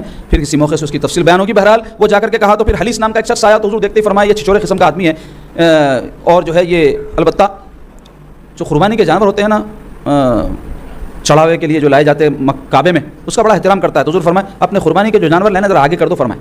تو انہیں دیکھا پورے قربانی کے جانور, اس کو نشان لگا دیا جاتا تھا یہ قربانی کے لیے مکے کی, کعبے کی. تو یہ دیکھتے ہی جو ہے دیکھ لے کے واپس جا کے بولا ارے بھائی یہ لوگ واقعی میں عمرہ کرنے ہیں, آپ لوگ کہیں کو لڑ رہے ہیں ان سے, میں دیکھ کے آیا قربانی کے جانور آئے. پھر اس بیچ میں مکرس بن حفص نام کا ایک آیا, وہ بھی چھچورے قسم کا تھا. تو حضور پاک صلی اللہ علیہ وسلم اس سے بات کر ہی رہے تھے کہ سہیل ابن عمر نام کا ایک شخص آیا. تو حضور دیکھتے ہی نیک فال لے کے فرمائے لو تمہارا معاملہ آسان ہو گیا. سہیل کیا آیا, سہل ہو گیا معاملہ فرمائے. تو وہ آ کے حضور پاک صلی اللہ علیہ وسلم سے سیدھے عرض کیا ٹھیک ہے آپ صلح جو کرنا چاہتے ہیں کیا جو ہے آپ کے شرائط ہے. تو رسول پاک صلی اللہ علیہ وسلم اپنے شرائط رکھے, پھر کفار کی طرف سے وہ شرائط رکھا. پھر آخر میں یہ طے ہوا کہ نہیں یہ شرائط قبول کی جائیں, یہ نہ کیے جائیں. ایک معاہدہ طے ہونے کے بعد لکھنے کی نوبت آئی. تو سرکار پاک صلی اللہ علیہ وسلم سیدنا علی کو فرمایا کہ علی آؤ اور معاہدہ تحریر کرو. تو سیدنا علی رضی اللہ عنہ لکھنا شروع کیے بسم اللہ الرحمن الرحیم. تو وہ کافر کہنے لگا یہ رحمان کیا ہے, ہم نہیں مانتے رحمان کو, یہ آپ بولے تو ہم مان لیں گے کیا. تو بولے کیا لکھنا, تو بولے بسمک اللہ. تو بولے ٹھیک ہے علی لکھ دو. حضرت علی لکھ دیے. پھر اس کے بعد انہوں نے فرمایا لکھو ھذا ما قضا محمد رسول اللہ, یہ جو فیصلہ ہے, یہ جو معاہدہ ہے رسول اللہ جو ہے لکھوا رہے ہیں. تو کافر بولا ہم نہیں مانتے, آپ کو رسول اللہ مان لیے تو ہماری آپ کی جنگی نہیں ہے, کچھ بھی لڑائی نہیں ہے. تو محمد بن عبداللہ لکھو. تو حضور فرمایا ہاں میں محمد بن عبداللہ بھی ہوں, محمد رسول اللہ بھی ہوں. حضرت علی کو فرمایا کہ رسول اللہ کاٹو, عبداللہ لکھو. حضرت علی قلم رکھ دیے, بولے یا رسول اللہ, علی کے ہاتھ میں اتنی طاقت نہیں ہے کہ رسول اللہ کا لفظ کاٹ دے. تو علماء بولے کہ یہ سب سے بڑے حضور کے فرما بردار تھے نا, لیکن کوئی موقع ایسا بھی آتا ہے ادب کے معاملے میں کہ جس کی تعظیم ہمارے دل میں ہے, اگر ہم کوئی ایسا کام کر رہے ہیں کہ اس کی عظمت میں کوئی کمی آ رہی تو اس کے حکم کو نہ مانیں. بس وہی مقام تھا حضرت علی کا کہ آپ بولے میں نہیں کاٹتا. تو حضور پاک صلی اللہ علیہ وسلم فرمایا لاؤ میں کاٹ دیتا ہوں. تو حضور پاک صلی اللہ علیہ وسلم جو ہے وہ رسول اللہ کا لفظ کاٹ دیے. اس کے بعد معاہدہ طے ہو گیا. تو اس میں جو شرائط تھے وہ کیا تھے کہ مسلمان اب کے سال عمرہ نہیں کریں گے, واپس جائیں گے, آئندہ سال آئیں گے تو 3 دن رہیں گے, اس سے زیادہ نہیں رہیں گے مکے میں, اور کوئی ہتھیار اپنے ساتھ نہیں لائیں گے سوائے تلوار کے. اس کے علاوہ کوئی مکی مدینے کو آئے لوٹا دیا جائے گا, کوئی مدنی مکے کو آئے رکھ لیا جائے گا. یہ ساری چیزیں جب لکھی گئی, حضرت عمر رضی اللہ عنہ جلالی تھے, بولے یا رسول اللہ یہ کئی کی صلح ہے, آپ نبی برحق, قرآن کتاب برحق, اللہ تعالیٰ خدائے برحق, حق ہے اللہ کی ذات, تو پھر ہم یہ جھک کے معاہدہ کئی کو کریں, ان سے تلوار بتائیں گے ان کو فرمائے. تو حضور فرمائے کہ اے عمر خاموش رہو. حضرت ابوبکر صدیق حضرت عمر کو ڈانٹ دیا کہ رسول اللہ صلی اللہ علیہ وسلم کوئی جب معاملہ کر رہے ہیں تو ہم کو کوئی حق نہیں پہنچتا ہے عمر کہ ہم کچھ اس میں اپنے بارے میں اپنی طرف سے کوئی ایسی بات کہیں. حضرت عمر رضی اللہ عنہ کو بعد میں بڑا افسوس رہا اس بات کا, اور ہمیشہ آپ جو ہے اس پر افسوس کا اظہار کرتے رہتے تھے کہ میں کیوں رسول اللہ صلی اللہ علیہ وسلم کو ایسے کیا. ان کا بھی ایک جذبہ تھا ایمانی کہ بھائی ہم کیوں دبنا. تو جب یہ ہو گیا تو سارے صحابہ نروس ہو گئے, بولے یا رسول اللہ یہ کس قسم کی صلح ہے, ہم کیوں ان کے آگے جھکیں. مگر یہ سب جو صحابہ کی رائے تھی یہ عام انسانوں کی رائے تھی, اور یہ جو فیصلہ تھا خاص ذات پاک کا فیصلہ تھا, یہ جو اللہ کے نبی, اللہ کے رسول, اللہ کے حبیب ہیں, غیب دان میرے آقا, ان کا یہ فیصلہ تھا. تو اب جب یہ ہو گیا حضور پاک صلی اللہ علیہ وسلم صحابہ سے فرمایا کہ چلو اپنے اپنے احرام کھول دو اور پھر آئندہ سال آئیں گے انشاءاللہ تعالی. تو صحابہ کے دل پر ایسا صدمہ گزرا, کوئی احرام کھولنے تیار نہیں تھا. تو حضور پاک صلی اللہ علیہ وسلم کو بڑی بات ناگوار گزری آ کے اس وقت حضرت ام سلمہ رضی اللہ تعالیٰ حضور کے ساتھی زوجہ حضور کی، حضور فرمائے کہ دیکھو میرے صحابہ ایسی حرکت کر رہے ہیں، تو بولے یا رسول اللہ غم ہے ان کے دل پہ، آپ فکر مت کریے، یہ آپ کی پیروی کرنے والے لوگ ہیں، آپ کی سچی اتباع کرنے والے، آپ ایک کام کیجیے، آپ احرام کھولیے نا، خود ہی کھول دیتے بولے. تو سرکار پاک علیہ السلام جیسے احرام کھولے سارے صحابہ حضور کی اتباع میں احرام کھول دیے. اور پھر جب واپس جا رہے تھے سورہ فتح کی آیات نازل ہوئی، انا فتحنا لک فتحا مبینا، بے شک ہم نے آپ کو مبین کھلی فتح عطا فرما دی. پھر دنیا نے دیکھا 2 سال کا عرصہ نہیں گزرا مکہ فتح ہو گیا. واقعات انشاءاللہ کل بیان ہوں گے، آج کافی وقت ہو گیا ہے. الحمدللہ آپ لوگوں کی دلچسپی قائم ہے، مگر میں کیا کروں کہ وقت میں گنجائش نہیں ہے، اور ہماری بہنیں یہاں اوپر بیٹھ کے سنتی ہیں تو ان کو ابھی طعام سے فارغ ہونا ہے، پھر اپنے گھروں کو جانا ہے. پھر ہمارے مہمان خصوصی بھی تشریف لائے ہوئے ہیں، تو ان سے میرا وعدہ تھا 11 بجے تک فارغ ہو جاؤں گا، مگر 10 منٹ بڑھ گئے، میں معذرت چاہتا ہوں. تو اللہ پاک سے دعا کرنے سے قبل ضروری اعلانات حسب روایت. انشاءاللہ کل آخری مجلس سے آپ لوگ وقت کی پابندی کرتے ہوئے آئیں، اور پھر اختتام پر انشاءاللہ طعام کا اہتمام رہے گا. اور پھر پرسوں جمعہ کے دن یوم میلاد النبی صلی اللہ علیہ وسلم کے موقع پر شام 4 بجے سے خانقاہ شریف میں سالانہ مجلس منعقد ہوگی. قرآن خوانی، ختم قرآن، فاتحہ خوانی، میلاد خوانی ہوگی. آثار مبارک کی زیارت کروائی جائے گی مرد حضرات اور خواتین کو، اور تمام خاص و عام کے لیے تناول طعام کا اہتمام رہے گا. اور پھر انشاءاللہ ماہ ربیع الثانی میں آپ سے ملاقات ہوگی. حیات باقی تو بات باقی. 24 سپٹمبر سے ماہ ربیع الثانی کے مجالس 10 دن کے انہی اوقات میں خانقاہ شریف میں منعقد ہوں گے 7:30 بجے سے. آپ لوگ اس سے بھی استفادہ کریں. اللہ پاک سے دعا کریں کہ اے اللہ ہم سب کو نیک توفیق عطا فرمائیے. اپنے حبیب پاک کے صدقے و طفیل میں اے اللہ ہماری دنیا اور آخرت دونوں سنوار دیجیے. اے اللہ ہم کو دین کے اور دنیا کے امور میں استقامت نصیب فرمائیے. سچا مسلمان بنا دیجیے. ہم کو شر سے، فساد سے بچائیے. امن کا داعی بنائیے. حبیب پاک کی سچی محبت دلوں میں ڈال دیجیے. بیماروں کو صحت و عافیت عطا فرمائیے. پریشان حالوں کی پریشانیوں کو دور فرمائیے. آپس میں الفت و محبت پیدا فرمائیے. ہم کو دکھاوے کے، تصنع کے، بناوٹی، ریاکاری کے کاموں سے، نمائش کے کاموں سے محفوظ رکھیے. ہمارے تمام کاموں میں اخلاص پیدا فرمائیے. ہمارے دلوں کے حالات بدل دیجیے. اور اے اللہ ہمارے دل میں آپ کے حبیب کی محبت کے ساتھ آخرت کی تیاری کا جذبہ پیدا فرمائیے. اور علم سیکھنے اور اس پر عمل کرنے کی توفیق نصیب فرمائیے. وصلی اللہ تعالی علی سیدنا مولانا محمد و آلہ و صحبہ اجمعین برحمتک یا ارحم الراحمین والحمد للہ رب العالمین.